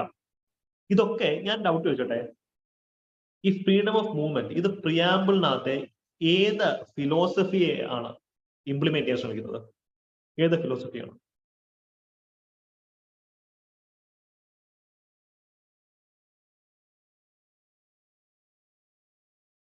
ലിബർട്ടി ഉണ്ട്, സമ്മതിക്കുന്നത് ലിബർട്ടി ഉണ്ട്. എന്നാലും ലിബർട്ടി എല്ലാത്തിനും വരുമല്ലോ, ലിബർട്ടി എല്ലാത്തിനും വരുന്നു. എന്നാൽ ഇവ യൂണിറ്റി ആൻഡ് ഇന്റഗ്രിറ്റി എന്ന സംഭവം ഉണ്ടല്ലോ, അത് S Suraj, very good. Fraternity, സാഹോദര്യം. ഇന്ത്യയിലെ എല്ലാവരും ഒന്നാണ്, ഇന്ത്യ എന്ന് വെച്ചാൽ ഒറ്റ രാജ്യമാണ്, സംസ്ഥാനങ്ങളല്ല എന്നുള്ള ഫിലോസഫി ഇവിടെ പറയുന്നത്. ഫ്രട്ടേണിറ്റി, സാഹോദര്യത്തിന്റെ ഇംപ്ലിമെന്റേഷൻ ആണ് ഇവിടെ പ്രധാനമായിട്ട് ഉദ്ദേശിക്കുന്നത്. നിങ്ങൾ പറഞ്ഞ ആൻസേഴ്സ് എല്ലാം കറക്റ്റാണ്. മോസ്റ്റ് അപ്രോപ്രിയേറ്റ് ആൻസർ ആണ് നമ്മൾ ചൂസ് ചെയ്യേണ്ടത്, അത് ഫ്രട്ടേണിറ്റി ആണ്. ഓക്കെ, നാഷണൽ ഫീലിങ്സ് ബൂസ്റ്റ് ചെയ്യാൻ പറ്റും. പറോക്കിയലിസം, അതായത് എന്റെ സംസ്ഥാനം, എന്റെ രാജ്യം എന്നുള്ള ഫീലിങ്സ് മാറ്റിയിട്ട് നമ്മുടെ രാജ്യം എന്നുള്ള ഫീലിങ്സിലേക്ക് കാര്യങ്ങൾ പോകാൻ പറ്റും. ഇതൊക്കെയാണ് ഫ്രീഡം ഓഫ് മൂവ്മെന്റിന്റെ പ്രധാനപ്പെട്ട ഉദ്ദേശം. ഇവിടെ റീസണബിൾ റെസ്ട്രിക്ഷൻ ഉണ്ട്. Article 19 subsection 5. ഇപ്പൊ നിങ്ങൾക്ക് മനസ്സിലായല്ലോ, ആർട്ടിക്കിൾ 19(5) ഇതാണ് സാധനം. ഇപ്പൊ ഒരു എക്സാമ്പിൾ പറഞ്ഞോട്ടെ, എനിക്കിപ്പോ ഫ്രീഡം ഓഫ് മൂവ്മെന്റ് ഉണ്ട്, പക്ഷെ എനിക്ക് ആദിവാസികളുടെ ഭൂമിയിൽ ഇടിച്ചു കയറി ചെല്ലാൻ അവകാശമുണ്ടോ? ഇപ്പൊ ആൻഡമാൻ ആൻഡ് നിക്കോബാർ ഐലൻഡ്സിലെ ജരേവ അല്ലെങ്കിൽ നെഗ്രിറ്റോഴ്സ്, അവരുടെ ഒക്കെ ട്രൈബ്സ് ഉണ്ട്. അപ്പൊ എനിക്ക് ഫ്രീഡം ഓഫ് മൂവ്മെന്റ് ഉണ്ടെന്നുണ്ടെങ്കിൽ എനിക്ക് അവിടെ ഇടിച്ചു കയറി ചെല്ലാൻ പറ്റും. യെസ്, അതാണ് പറ്റത്തില്ല. ഇപ്പൊ ഇതിനകത്ത് ചില റീസണബിൾ റെസ്ട്രിക്ഷൻ ഉണ്ട്. ഫോർ എക്സാമ്പിൾ, ഷെഡ്യൂൾഡ് ട്രൈബ്സ് അല്ലെ, ഷെഡ്യൂൾഡ് ട്രൈബ്സ് അവരുടെ ഇൻട്രസ്റ്റിന് വിരുദ്ധമായിട്ട് എനിക്ക് ഒരിക്കലും പ്രവർത്തിക്കാൻ പറ്റില്ല. അതേപോലെ entry of outsiders in tribal areas, tribal ഏരിയാസിലേക്ക് ചുമ്മാ ചെന്ന് കയറാൻ ഒക്കത്തില്ല. പിന്നെ ഇതിന് അവരുടെ ഈ ആദിവാസി സമൂഹം എന്ന് വെച്ചാൽ അവർ ഭയങ്കര സ്പെഷ്യലാണ്. അവരുടെ ആ ഒരു പ്രൈവറ്റ് സ്പേസിലേക്ക് ഔട്ട്സൈഡേഴ്സ്, പുറത്തുള്ള ആൾക്കാർ ചെന്ന് അവരെ ശല്യം ചെയ്യാൻ പാടില്ല എന്നുള്ളതാണ് എത്തിക്സ്. ഒരു ഗ്ലോബൽ കൺസെൻസസ് ആണ്. ഇപ്പൊ നെഹ്റുവിന്റെ ട്രൈബൽ പഞ്ചശീലം എന്നൊക്കെ പറയുന്ന പ്രിൻസിപ്പിൾ ഉണ്ട്. അതിനകത്തൊക്കെ പറയുന്നൊരു കാര്യമാണ്, ട്രൈബൽ വേ ഓഫ് ലൈഫ് ഉണ്ട്. അവരുടെ ജീവിത നിലവാരത്തിൽ അല്ലെങ്കിൽ അവരുടെ ജീവിതത്തിൽ നമ്മൾ പുറത്തുനിന്ന് അനാവശ്യമായിട്ട് കൈയിട്ട് അലമ്പാക്കാൻ പാടില്ല എന്ന് പറയുന്നുണ്ട്. എക്സാക്ട്ലി. ഇപ്പൊ കാശ്മീരിൽ പോവാം, 370 335A ഒക്കെ എടുത്ത് കളഞ്ഞു, റെസിഡൻസ് ക്രൈറ്റീരിയ ഒക്കെ എടുത്ത് കളഞ്ഞു. എക്സാക്ട്ലി. അപ്പൊ ഇതാണ് അതിന്റെ അപ്രോച്ച്. പിന്നെ മറ്റൊരു കാര്യം, കോടതിയുടെ വെർഡിക്ട്സ് ഉണ്ട്. അതായത് പ്രോസ്റ്റിറ്റ്യൂട്ട്സ് അല്ലെങ്കിൽ എയ്ഡ്സ് രോഗികൾ, ഇവരുടെയൊക്കെ മൂവ്മെന്റിനെ വേണമെങ്കിൽ നമുക്ക് റെസ്ട്രിക്ട് ചെയ്യാം. ഓക്കെ, അല്ലെങ്കിൽ ഹാബിച്വൽ ഒഫൻഡേഴ്സ്, അവരുടെയൊക്കെ മൂവ്മെന്റ് നമുക്ക് വേണമെങ്കിൽ റെസ്ട്രിക്ട് ചെയ്യാം. അപ്പം ഇതൊക്കെ റീസണബിൾ റെസ്ട്രിക്ഷൻസ് ഉണ്ടല്ല. ഒരു എയ്ഡ്സ് പേഷ്യന്റ് ഉണ്ട്, അങ്ങനെ നാട് നീളം എയ്ഡ്സ് രോഗം പലർത്തുകയാണെന്നുണ്ടെങ്കിൽ അയാളുടെ മൂവ്മെന്റ് നമുക്ക് റെസ്ട്രിക്ട് ചെയ്യാം. ഇതുകൊണ്ടാണ് കൊറോണ പീരീഡിൽ പഴം വാങ്ങിക്കാൻ പുറത്തിറങ്ങിയ ചേട്ടനെ പോലീസ് പിടിച്ചത്. മനസ്സിലായോ? കൊറോണ പീരീഡിൽ നമുക്ക് പുറത്തിറങ്ങാൻ അവകാശം ഉണ്ടായിരുന്നില്ല. കാര്യം ഇതൊക്കെ നമ്മുടെ ഫ്രീഡം ഓഫ് മൂവ്മെന്റിന്റെ റീസണബിൾ റെസ്ട്രിക്ഷൻ ആണ്. ആ ഒരു വീഡിയോ ഭയങ്കര വൈറൽ ആയാലും അല്ലെ. അപ്പൊ അതിന്റെ കോണ്ടെക്സ്റ്റ് ഇതാണ്. ഒരു പാൻഡമിക് വരുമ്പോൾ എപ്പിഡമിക്സ് ആക്ട് ഉണ്ട്, അതിന്റെ അണ്ടറിലൊക്കെ ഇതിന്റെ എലമെന്റ്സ് വരുന്നുണ്ട്. ഒരു പർട്ടിക്കുലർ സ്ഥലത്ത് സുഖം പടരാതിരിക്കാൻ നമുക്ക് ആൾക്കാരെ പബ്ലിക് ഹെൽത്ത് കൺസർവ് ചെയ്യാൻ വേണ്ടി നമുക്ക് ആൾക്കാരെ ക്വാറന്റൈൻ ചെയ്യാനൊക്കെ സെറ്റപ്പ് ഉണ്ട്. ഓക്കെ, അപ്പൊ ഇവിടെ ഇത്തരം കാര്യം ക്ലിയർ ആണ്. ഞാൻ ഇതൊന്ന് ഡിസ്കസ് ചെയ്ത് നിങ്ങൾക്ക് 5 മിനിറ്റ് ബ്രേക്ക് തരാം. അതിനുശേഷം കാര്യം അടുത്ത ടോപ്പിക്കിലേക്ക് പോകാം. അപ്പൊ ഇവിടെ ഫ്രീഡം ഓഫ് മൂവ്മെന്റ്, സഞ്ചാര സ്വാതന്ത്ര്യത്തിന് 2 ഡയമെൻഷൻ ഉണ്ട്. ഒന്നെന്ന് വെച്ച് കഴിഞ്ഞാൽ ഇന്ത്യക്ക് ഉള്ളിൽ സഞ്ചരിക്കാനുള്ള അവകാശം, ഇന്റേണൽ ഡയമെൻഷൻ ആണ്. Internal dimension. രണ്ടാമത്തതാണ് നമുക്ക് പരീക്ഷയ്ക്ക് വരാൻ സാധ്യത, എക്സ്റ്റേണൽ ഡയമെൻഷൻ. അതായത് ഇന്ത്യക്ക് പുറത്ത് പോകാനുള്ള അവകാശം ഉണ്ടല്ലോ, അത് ഫ്രീഡം ഓഫ് മൂവ്മെന്റ് തന്നെയാണ് അല്ലെ? ഒന്ന് ആലോചിച്ച് നോക്കിയേ. അപ്പൊ ഇത് രണ്ടും ഫ്രീഡം ഓഫ് മൂവ്മെന്റിന്റെ ഭാഗമാണ്. പക്ഷേ ആർട്ടിക്കിൾ 19 നമ്മൾ ഫസ്റ്റ് ഡയമെൻഷൻ മാത്രമേ കവർ ചെയ്യുന്നുള്ളൂ. അതായത് ഇന്ത്യക്ക് അകത്ത് സഞ്ചരിക്കാനുള്ള നമ്മുടെ അവകാശം മാത്രമേ ആർട്ടിക്കിൾ 19.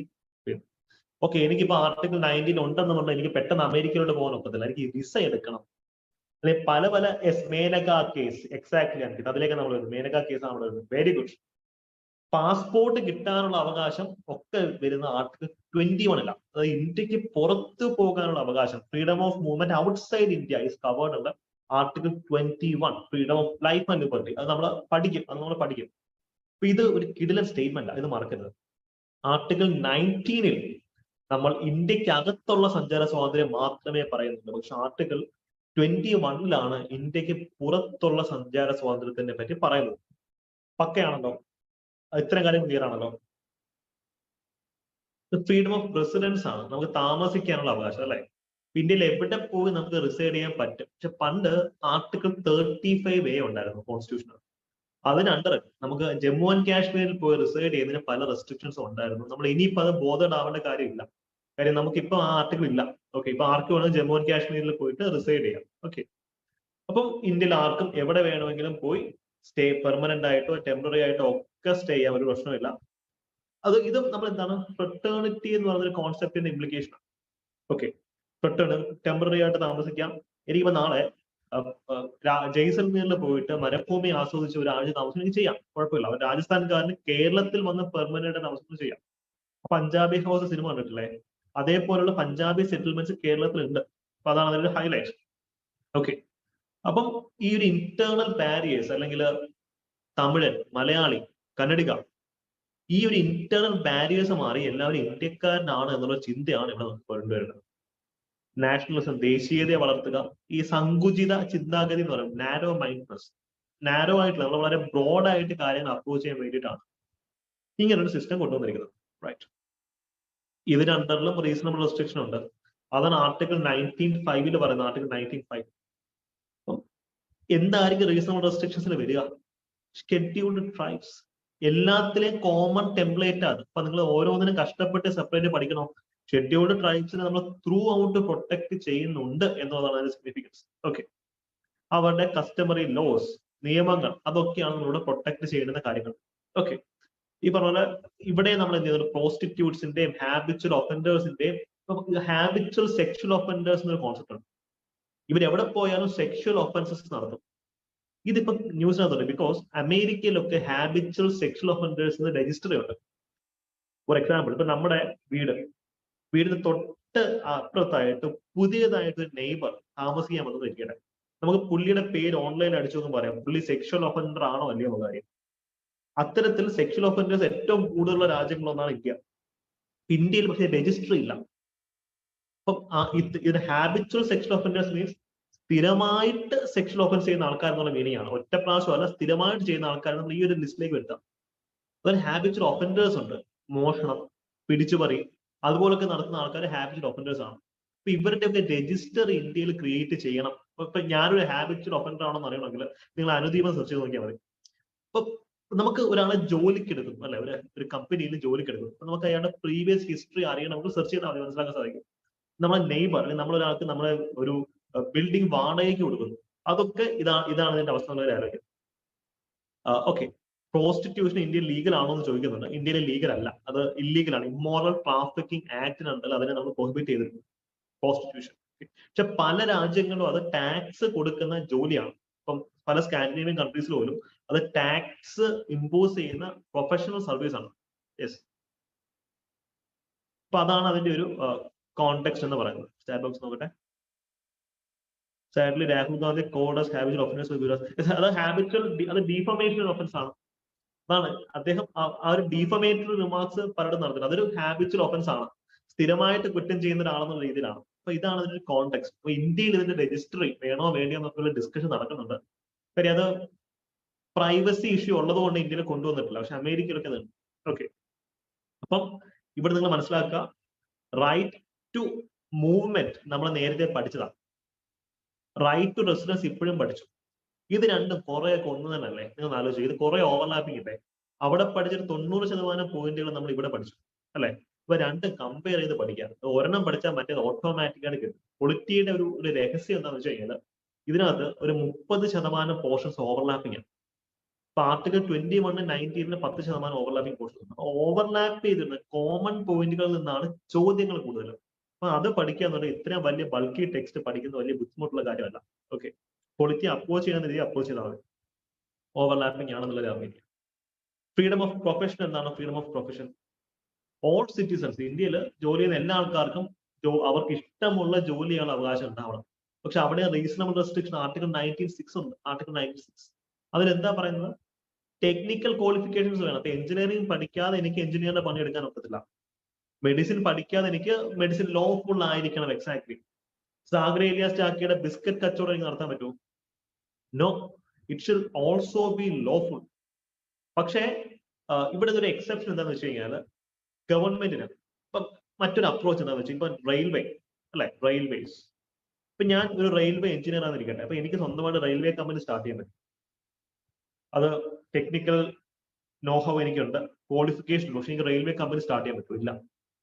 ഗവൺമെന്റിന് ചില സ്ഥലത്ത് മൊണോപ്പൊളി ഉണ്ട്, കുത്തകാവകാശമുണ്ട്. ഇപ്പൊ ഗവൺമെന്റ് പറയാം നാളെ മുതൽ ബാങ്കിങ് സിസ്റ്റം മുഴുവൻ ഗവൺമെന്റ് ഏറ്റെടുക്കാന്ന് പറയുകയാണെങ്കിൽ നമുക്ക് വേറെ ഒരു മാർഗ്ഗമില്ല, ഗവൺമെന്റ് പറയുന്നത് കേൾക്കുന്നുള്ളതേ ഉള്ളൂ. Because monopoly is there, right? ഗവൺമെന്റിന് ഒരു പർട്ടിക്കുലർ ബിസിനസ് അല്ലെങ്കിൽ ട്രേഡ് മൊണോപ്പൊളി അല്ലെങ്കിൽ കുത്തകയായിട്ട് ഫിക്സ് ചെയ്യാം, കുഴപ്പമില്ല. ഇതിനെ ആർക്കും ക്വസ്റ്റ്യൻ ചെയ്യാനും പറ്റും. എക്സാക്ട്ലി വെപ്പൺസ്, ഇപ്പം ഓർഡിനൻസ് ഫാക്ടറി, ഇപ്പൊ എനിക്ക് നന്നായിട്ട് തോക്കുണ്ടാക്കാൻ അറിയാം, പക്ഷെ എനിക്ക് തോക്കുണ്ടാക്കാൻ പറ്റും. അത് ഓർഡിനൻസ് ഫാക്ടറി ലിമിറ്റിന് വരുന്നത്. ഹിന്ദുസ്ഥാൻ എയറോനോട്ടിക്കൽ ലിമിറ്റഡിന് മാത്രമേ തേജസ് എയർക്രാഫ്റ്റ് ജെറ്റ് ക്രിയേറ്റ് ചെയ്യാൻ പറ്റത്തുള്ളൂ. അതേപോലെ ISROയ്ക്ക് മാത്രമേ ഇന്ത്യയിൽ കൊമേഴ്ഷ്യൽ സ്പേസ് ഫ്ലൈറ്റ് നടത്താൻ പറ്റത്തുള്ളൂ. ഇതൊക്കെ ഗവൺമെന്റ് അവരുടെ അവകാശമാക്കി വെച്ചിരിക്കുകയാണ്. Nuclear technology, space science, railway operations, ഇതൊക്കെ ഗവൺമെന്റിന്റെ മൊണോപ്പൊളിയാണ്. ഇത് LPG റിഫോംസിന് ശേഷം പോലും ഇത് തന്നെയാണ് അതിന്റെ അവസ്ഥ എന്നുള്ള കാര്യം അറിയാം കേട്ടോ. റൈറ്റ്. Again, ഇതിനകത്ത് നമ്മൾ പറഞ്ഞ immoral trafficking of women and children, എക്സ്പ്ലോസീവിന്റെ പ്രിപ്പറേഷൻ, ഡേഞ്ചറസ് ആയിട്ടുള്ള കാര്യങ്ങളൊന്നും നമ്മൾ ചെയ്യാൻ പാടില്ല എന്നുള്ളതുണ്ട്. സ്റ്റേറ്റിന് ഇതൊക്കെ കംപ്ലീറ്റ്ലി പ്രൊഹിബിറ്റ് ചെയ്യാൻ പറ്റും. ഓക്കെ, ഞാൻ ഈ ഒരു ഇത്രയും കാര്യങ്ങൾ നിങ്ങൾ മനസ്സിലാക്കട്ടെ. ഞാൻ ഈ തരുന്ന സ്ലൈഡ് നിങ്ങളുടെ കൈ വെച്ചേക്കണം, നിങ്ങൾക്ക് ജസ്റ്റ് കയ്യിൽ വെച്ചിരിക്കാം. ബിക്കോസ് നാളെ PSC ഡിസ്ക്രിപ്റ്റീവ് എക്സാംസിലേക്ക് തിരിഞ്ഞാലും നിങ്ങൾ പാനിക് ആവരുത്. ഇപ്പം ഉടനെ വിളിക്കുന്ന LSTS ഒന്നും ഡിസ്ക്രിപ്റ്റീവ് ആയിരിക്കും എന്ന് തോന്നുന്നില്ല, എല്ലാം ഒബ്ജക്റ്റീവ് ആയിരിക്കും. പക്ഷെ നമ്മൾ ഒരു മുഴം മുന്നേ എറിയണം. അപ്പൊ നമ്മുടെ ഒരു ലക്ഷ്യം അതാണ്. ഈ ചോദ്യങ്ങൾ നിങ്ങളൊന്ന് കണ്ടിരിക്കാം. ഇത് പ്രാക്ടീസ് ചെയ്യണമെന്ന് ഞാൻ പറയത്തില്ല. ഈ ചോദ്യങ്ങൾ നിങ്ങൾ ബ്രെയിൻ സ്റ്റോം ചെയ്യണമെന്ന് പോലും പറയത്തില്ല. ഡിസ്ക്രിപ്റ്റീവ് ചോദ്യങ്ങൾ ഇങ്ങനെ വന്നു കഴിഞ്ഞാൽ പോലും നമുക്കത് ടാക്കിൾ ചെയ്യാൻ പറ്റും. ഇതൊക്കെ UPSCയിലെ പ്രീവിയസ് ഇയർ ക്വസ്റ്റ്യൻസ് ആണ്. നിങ്ങൾ നോക്കിയേ. ഫ്രീഡം ഓഫ് മൂവ്മെന്റ്, നമ്മുടെ സഞ്ചാര സ്വാതന്ത്ര്യത്തിനെതിരായിട്ടുള്ള കോൺസ്റ്റിറ്റ്യൂഷൻ ലിമിറ്റേഷൻ എന്താണ് UPSC ചോദിച്ചത്. ഇത് നിങ്ങളിപ്പോ പഠിച്ചിട്ടിരിക്കുന്നതാണ്, നിങ്ങൾക്ക് ഈസി ആയിട്ട് അപ്രോച്ച് ചെയ്യാം, അല്ലെ? Freedom of speech and expression എന്ത്, അതിനകത്തുള്ള കാര്യങ്ങളെ പറ്റിയാണ് 2014 ചോദിച്ചത്. ഇത് നിങ്ങൾക്ക് ഇപ്പം ഈസി ആയിട്ട് അപ്രോച്ച് ചെയ്തൂടെ? ആർട്ടിക്കിൾ 15 പറ്റിയാണ് ചോദിക്കുന്നത്. ഇത് നിങ്ങൾക്ക് ഇപ്പൊ ഈസി ആയിട്ട് അപ്രോച്ച് ചെയ്യാൻ പറ്റും. സോ നിങ്ങളുടെ നിലവാരം കുറച്ച് ബുദ്ധിമുട്ടായിട്ട് തോന്നുമെങ്കിലും നിങ്ങൾക്ക് ഇപ്പൊ ഇത് അപ്രോച്ച് ചെയ്യാൻ പറ്റുന്ന നിലവാരത്തിൽ അതിൽ ഇരിക്കുന്നത്. നാളെ PSC ഡിസ്ക്രിപ്റ്റീവ് ആക്കിയാലും പേടിക്കേണ്ട കാര്യമില്ല, നമുക്കതൊക്കെ അപ്രോച്ച് ചെയ്യാൻ പറ്റും. ഏറ്റവും ഈസി ഡിസ്ക്രിപ്റ്റീവ് ആണ്. ഓക്കെ, അപ്പൊ തൽക്കാലം അത് പഠിപ്പിക്കട്ടെ. ഇത് ഞാൻ തന്നു വിടാം, നിങ്ങൾ നോട്ട് വായിക്കൊണ്ട് ജസ്റ്റ് ഒന്ന് സ്കാൻ ചെയ്താൽ മതി. റൈറ്റ്. PSC അതാണ് ഞാൻ പറയുന്നത്. പലരും PSC പാറ്റേൺ മാറ്റിയാൽ എന്ത് ചെയ്യുന്ന പലരും ചോദിക്കുന്നത്. അവർ എങ്ങനെ പാറ്റേൺ മാറ്റിയാൽ നമുക്കതിനെ ഓവർകം ചെയ്യാൻ പറ്റും. ഇപ്പൊ ഞാൻ പറയുന്നൊരു കാര്യം, നാളെ ഒരു ഡിസ്ക്രിപ്റ്റീവ് കൊണ്ടുവരുവാണെങ്കിൽ ഒബ്ജക്റ്റീവ് ഡിസ്ക്രിപ്റ്റീവ് മിക്സ് ചെയ്ത് ചോദിക്കുകയാണെങ്കിൽ എങ്ങനെ ആയാലും നമ്മൾ അത് സർവൈവ് ചെയ്യും. ഓക്കെ, ഞാൻ അഡ്വാൻസ് ആയിട്ട് ഇത് തന്നു വിടുന്നത് അതുകൊണ്ടാണ്, ജസ്റ്റ് കണ്ടിരിക്കാം. ഓക്കെ, നമുക്ക് അടുത്തത് ആർട്ടിക്കിൾ 20ലേക്ക് പോകാം. ആർട്ടിക്കിൾ 20. അപ്പൊ ആർട്ടിക്കിൾ 19 നമ്മുടെ അവിടെ തീർന്നു. നമുക്കിനി പോകാനുള്ളത് ആർട്ടിക്കിൾ 20ലേക്കാണ്. ഞാൻ ഒരു യൂട്യൂബ് വീഡിയോ ചെയ്തത് നിങ്ങൾ പലരും കണ്ടിട്ടുണ്ടായിരിക്കും. മമ്മൂട്ടിയുടെ ഒരു മൂവി ക്ലിപ്പിംഗ്സ് അടുത്ത കാലത്ത് വൈറലായിരുന്നു. ആ വീഡിയോ കണ്ടായിരുന്നു. ആർട്ടിക്കിൾ 20ലെ no ex post facto law, no double jeopardy. Yes, അപ്പൊ ആ ഒരു ടോപ്പിക്കിലേക്കാണ് നമ്മൾ വരുന്നത്. അപ്പം എല്ലാവരും കണ്ടു വിചാരിക്കുന്നു. അപ്പൊ ഞാൻ ക്ലാസ്സിൽ എക്സ്പ്ലെയിൻ ചെയ്യേണ്ട കാര്യമില്ലല്ലോ. അതൊക്കെ വരുന്ന ആർട്ടിക്കിൾ 20ലാണ്. ആർട്ടിക്കിൾ 20ലാണ് അതൊക്കെ വരുന്നത്. ആർട്ടിക്കിൾ 20 എന്ന് പറയുന്നത് എന്താ? Protection in respect of conviction of offence ആണ്. നമ്മളൊരു കുറ്റം ചെയ്തു എന്ന് ആരോപിക്കപ്പെടുകയാണെങ്കിൽ നമുക്ക് എന്തെല്ലാം അവകാശമുണ്ട്? ഒരാൾക്ക് ചുമ്മാ നമ്മുടെ മുന്നിൽ കുറ്റം ആരോപിച്ചുകൊണ്ട് നമ്മളെ ജയിലിൽ ഇടാൻ പറ്റുമോ? അതോ മറ്റെന്തെങ്കിലും ക്രൈറ്റീരിയ ഉണ്ടോ എന്നുള്ള ചോദ്യം.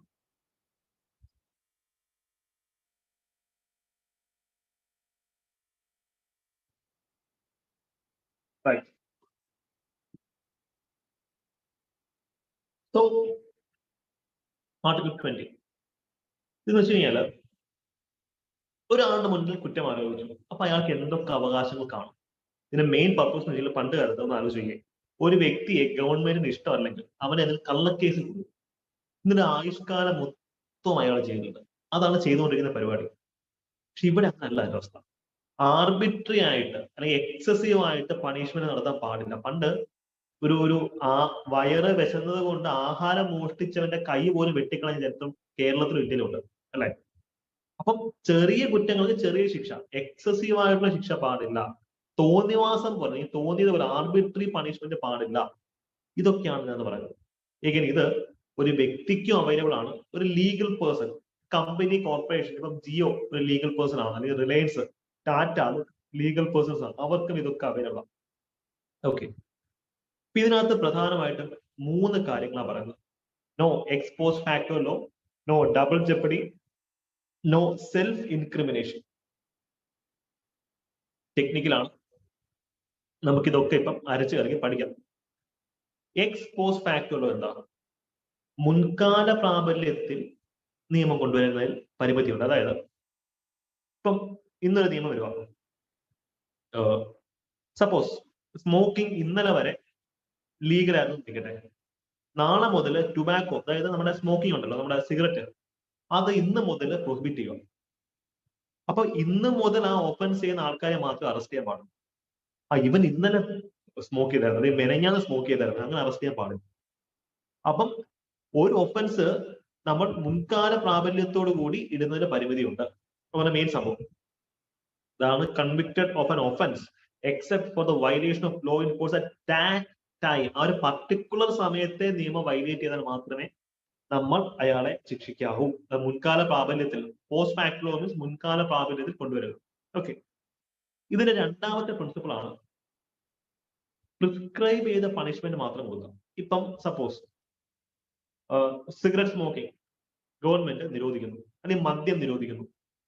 മദ്യം നിരോധിച്ചതിന് ശേഷം പിന്നെ പ്രൊഹിബിഷൻ വലിയൊരു ഇഷ്യൂ ആണല്ലോ. വേൾഡ് ഹിസ്റ്ററി മുഴുവൻ പ്രൊഹിബിഷൻ എന്നൊരു കോൺസെപ്റ്റ് ഉണ്ട്. അമേരിക്കൻ റവല്യൂഷനകത്തും കേരളത്തിൽ ഉമ്മൻചാണ്ടി ചെയ്ത പരിപാടിയാണ് പ്രൊഹിബിഷൻ, കള്ള നിരോധനം. ഉമ്മൻചാണ്ടിയുടെ, ഐ എം സോറി, അതാണ് എന്റെ കേസ്. അങ്ങനെ വന്നു കഴിഞ്ഞാൽ നിയമം പറയുന്ന ശിക്ഷ മാത്രമേ കൊടുക്കാവൂ. സപ്പോസ് ഒരാള് മദ്യം മാറ്റുകയാണെങ്കിൽ ഒരാഴ്ച തടവിൽ കിടക്കണമെന്നാണ് എക്സൈസ് റൂളിന് പറയുന്നിരിക്കട്ടെ. അപ്പൊ അത്രയും മാത്രമേ തടവിലിടാവൂ. 1 വർഷം തടവിലിടാൻ പാടില്ല. നിയമത്തിൽ പറയുന്ന ശിക്ഷ മാത്രം കൊടുക്കാം.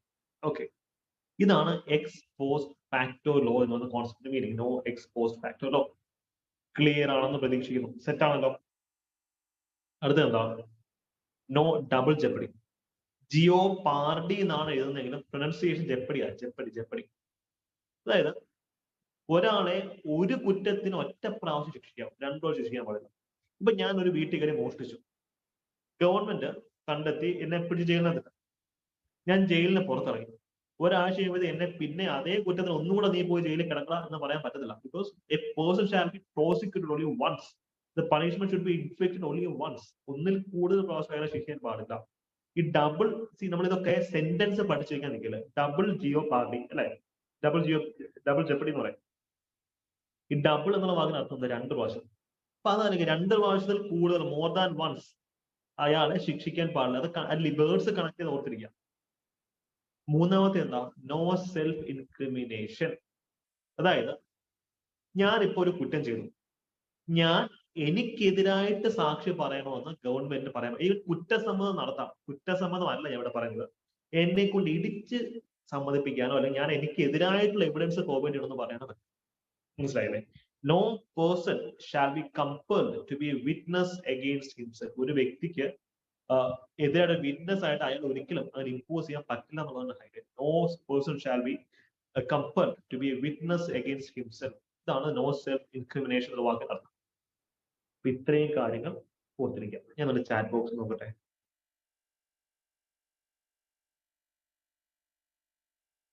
നിർബന്ധിച്ച് സാക്ഷി പറയും, അത് പറ്റത്തില്ല. എക്സാക്ട്ലി. വിചാരണ തടവ് നമ്മളിനി പഠിക്കും. വിചാരണ തടവ് ഇതിനകത്ത് വരുന്നത് ഈ അണ്ടർ ട്രയൽ പ്രിസണേഴ്സ് എന്ന് പറയും. വിചാരണ തടവുകാരുടെ എക്സാക്ട്. വീണ്ടും അയാൾ കുറ്റം ചെയ്താൽ വീണ്ടും ശിക്ഷിക്കാം. അതാണ് ഒരു കുറ്റത്തിന് ഒരു ശിക്ഷ. അതാ പറയുന്നത്. ആ കുറ്റം അയാൾ റിപ്പീറ്റ് ചെയ്ത് കഴിഞ്ഞാൽ ഹാബിച്വൽ ഒഫൻഡർ ആണ് അല്ലെ, അപ്പൊ അയാളെ പിന്നെ ശിക്ഷിക്കാം. Right, exact. എല്ലാവരുടെയും ആൻസർ കിട്ടിയത്. കുറ്റസമ്മതം നടത്താൻ പറ്റുള്ളൂ. ഞാൻ നേരത്തെ പറഞ്ഞു, കുറ്റസമ്മതം നടത്താം, അത് കുഴപ്പമില്ല. പക്ഷെ നമ്മളിവിടെ നിർബന്ധിച്ച് നമുക്കെതിരായിട്ട് എവിഡൻസ് നമ്മളെ കൊണ്ട് തെളിയിപ്പിക്കുന്നതിന് നടക്കുന്നില്ല. അതിന് എക്സെപ്ഷൻ ഉണ്ട്. ഫോർ എക്സാമ്പിൾ, ഈ പറഞ്ഞ എക്സ്പോസ് ഫാക്ടർ വന്ന് മുൻകാല പ്രാബല്യം ചെയ്യാൻ ഡിസ്കസ് ചെയ്തു. പക്ഷെ ഇതിന് ഒരു എക്സെപ്ഷൻ ഉണ്ട്. അതായത് ടാക്സ് നിയമങ്ങൾ. ഇപ്പൊ ക്രിമിനൽ നിയമങ്ങൾ നമ്മൾ ഈ പറഞ്ഞ പോലെ മുൻകാല പ്രാബല്യത്തിൽ കൊണ്ടുവരാൻ ഒക്കത്തില്ല. പക്ഷേ ഈ പറഞ്ഞതുപോലെ tax laws, okay, civil laws, civil നിയമങ്ങളും ടാക്സ് നിയമങ്ങളും ഒക്കെ നമുക്ക് മുൻകാല പ്രാബല്യത്തിൽ കൊണ്ടുവരാം. ഈ പറയുന്ന ക്രിമിനൽ നിയമങ്ങളുടെ കേസിൽ മാത്രം അവർ വരെ അംഗീകരിക്കാം. ഓക്കെ, ടാക്സ് ലയബിലിറ്റി മുൻകാല പ്രാബല്യത്തിൽ ഇമ്പോസ് ചെയ്യാം. അതേപോലെ തന്നെയാണ് പ്രിവെന്റീവ് ഡിറ്റൻഷൻ എന്നൊരു കോൺസെപ്റ്റ് നമ്മൾ ആർട്ടിക്കിൾ 22 പഠിക്കും. അപ്പൊ അതിനകത്ത് കുറെ എക്സംഷൻസ് അവിടെ വരുന്നുണ്ട്.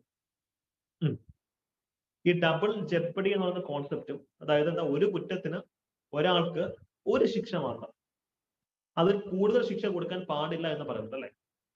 മറ്റേ അയ്യപ്പനും കോശി സിനിമയില് ഒരു കിടിലൻ സീനുണ്ട്, ശ്രദ്ധിച്ചായിരുന്നോ? ഇതുമായിട്ട് ബന്ധപ്പെടുന്ന ഒരു ശിക്ഷയുണ്ടല്ലോ, ഒരു സീനുണ്ടല്ലോ, ഏതാണെന്ന് മനസ്സിലായോ? രഞ്ജിത്ത് പോലീസ് സ്റ്റേഷനകത്ത് കയറി സിഗരറ്റ് വലിക്കും, മനസ്സിലായല്ലേ? അപ്പൊ അതിനെക്കാട്ടിയും വലിയ കുറ്റം ചെയ്ത് നിൽക്കുന്ന ആളാ രഞ്ജിത്ത്. അതായത് ക്യാരക്ടറിന്റെ പേരെന്തായിരുന്നു? പൃഥ്വിരാജ് അച്ഛനായിട്ട് അഭിനയിക്കുന്നത്. അപ്പൊ അതിനേക്കാൾ ഞാൻ ഓൾറെഡി ഇപ്പൊ സിഗരറ്റ് വലിയ ശിക്ഷ ഇടലിയൊന്നും ഇല്ല, കാര്യം ഓൾറെഡി അതിനേക്കാൾ വലിയ 290 IPC താഴെയാന്ന് പറഞ്ഞൊരു സീനുണ്ട്. അതാണ് ഇതിന്റെ കോണ്ടെക്സ്റ്റ്. അപ്പൊ അതിനേക്കാൾ വലിയൊരു ശിക്ഷ കിട്ടാനല്ലേ, അപ്പൊ ഇതായിക്കോട്ടെ. അതാണ് അതിന്റെ ഒരു കോണ്ടെക്സ്റ്റ് എന്നുള്ളത് അറിയിക്കാം. ഓക്കെ, പക്ഷേ ഈ ഡബിൾ ജെപ്പടി എന്ന് പറയുന്ന സംഭവം നമുക്ക് കോടതിയുടെ മുമ്പിൽ അല്ലെങ്കിൽ ജുഡീഷ്യൽ ട്രൈബ്യൂണൽ ഉണ്ട്, അവർക്ക് മുന്നിലോ മാത്രമേ അവൈലബിൾ ആയിട്ടുള്ളൂ. ഡിപ്പാർട്ട്മെന്റൽ അല്ലെങ്കിൽ അഡ്മിനിസ്ട്രേറ്റീവ് അതോറിറ്റീസിന് എതിരായിട്ടുള്ള കാര്യങ്ങൾ ഇത് അവൈലബിൾ ആണ്. മനസ്സിലായോ? ഇപ്പം നിങ്ങളുടെ ഓഫീസിൽ ഒരു കുറ്റത്തിന് 2 പ്രാവശ്യം ശിക്ഷിച്ചാലും അതിനെതിരായിട്ട് ഇത് അവൈലബിൾ ആവണമെന്നില്ല. ഇത് ജുഡീഷ്യൽ ബോഡിയുടെ മുമ്പിൽ, ജുഡീഷ്യൽ ട്രൈബ്യൂണൽസിന് മുമ്പിൽ മാത്രമാണ് ഇത് അവൈലബിൾ ആകുക എന്നുള്ള കാര്യം ആലോചിക്കുക. Yes Anjali, thank you. Kurian Jo, അതാണ് കോശിയുടെ അച്ഛന്റെ പേര്, കുര്യൻ ജോ. കിടിലൻ ഒരു ക്യാരക്ടർ ആയിരുന്നു.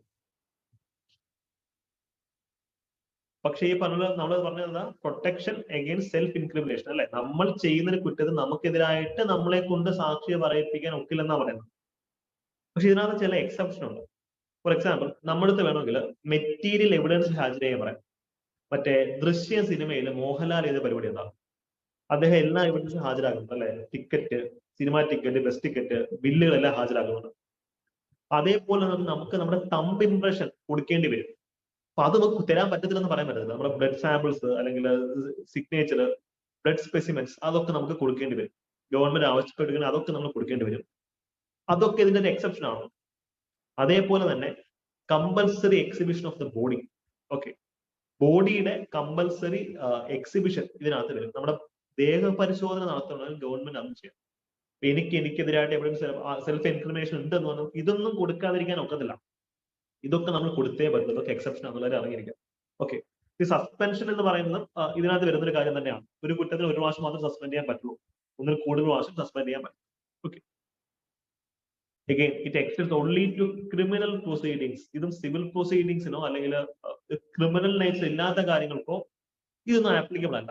ഓക്കെ, ക്രിമിനൽ നേച്ചർ ഇല്ലാത്ത കാര്യങ്ങൾക്ക് ബ്ലഡ് സാമ്പിൾസിനൊന്നും ആവശ്യം വരുന്നില്ലല്ലോ, വളരെ റയർ ആയിട്ടേ വരുള്ളൂ. ഇതൊക്കെ ക്രിമിനൽ പ്രൊസീഡിങ്സിന്റെ കേസിലാണ് ആപ്ലിക്കബിൾ എന്നുള്ള കാര്യം പ്രത്യേകം ഓർമ്മ ലഭിക്കും. അപ്പോൾ ആർട്ടിക്കിൾ 20 ആയി. നമുക്കിനി article 21 പഠിച്ചാലോ?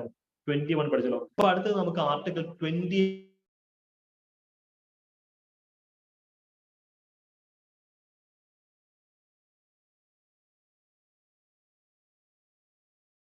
philosophical article of fundamental rights എന്ന് പറയുന്നത് ആർട്ടിക്കിൾ 21 ആണ്. ഓക്കെ, ഇതിനാണ് protection of life and personal liberty. ഇത് ആർട്ടിക്കിൾ 21 പറയുന്ന ഒരു കാര്യമാണ്. No person shall be deprived of his life or personal liberty except in accordance to procedure established by the. ഇത് ഭയങ്കര അപകടകരമായിട്ടുള്ളതും എന്നാൽ ഏറ്റവും സൗന്ദര്യമുള്ളതുമായിട്ടുള്ള ആർട്ടിക്കിളാണ്. ഇതിന്റെ കാര്യം എന്ന് ഞാൻ പറഞ്ഞുതരാം. ഇപ്പം നിങ്ങളെ ആർക്കും തല്ലിക്കൊല്ലാൻ ഒക്കത്തില്ല, നിങ്ങളെ ആർക്കും കൊല്ലാൻ ഒക്കത്തില്ല. അതാണ് ഈ ആർട്ടിക്കിൾ പറയുന്നത്. എക്സെപ്റ്റ്, അതായത് should a person be deprived of his life and liberty, what it implies? It implies that he is executed or he is exterminated. ഒരു വ്യക്തിയെ കൊന്നു കളയാന്നുള്ളതാണ് അതിന്റെ ലൈഫ് അയാളിൽ നിന്ന് എടുത്ത് മാറ്റാമെന്ന് ഉദ്ദേശിക്കുന്നത് അല്ലെ. നമുക്ക് നമ്മുടെ ലൈഫിന്റെ മുകളിൽ ഒരു അവകാശമുണ്ട്, ആ അവകാശം അവിടെ തന്നെ കാണുന്നു.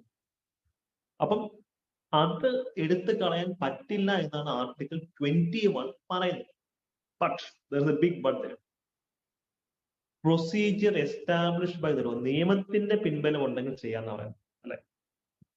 ഇപ്പൊ നിർഭയ കേസിലെ പ്രതികളെ തൂങ്ങുന്നു, നിയമത്തിന്റെ പിൻബലം ഉണ്ടെങ്കിൽ നമുക്കൊരാളെ കൊല്ലാം എന്നാണ്. യെസ്, സൂസൈഡ് പണ്ട് ഇതിനകത്ത് ഉണ്ടായിരുന്നു, ഇപ്പൊ എക്സെപ്റ്റഡ് ആണ്. സൂസൈഡ് പണ്ട് ക്രിമിനൽ ഓഫൻസ് ആയിരുന്നു, ഇന്നത് ക്രിമിനൽ ഓഫൻസ് അല്ല. യെസ്, നമുക്ക് നിങ്ങളുടെ ഡൗട്ട്സിലൊക്കെ നമുക്ക് വരാം.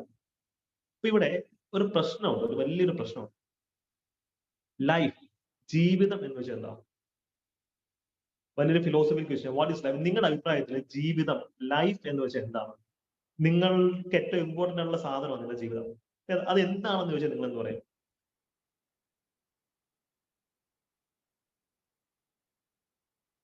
യെസ്, സ്വയരക്ഷയുടെ കേസൊക്കെ CRPF വരുന്നതാണ്.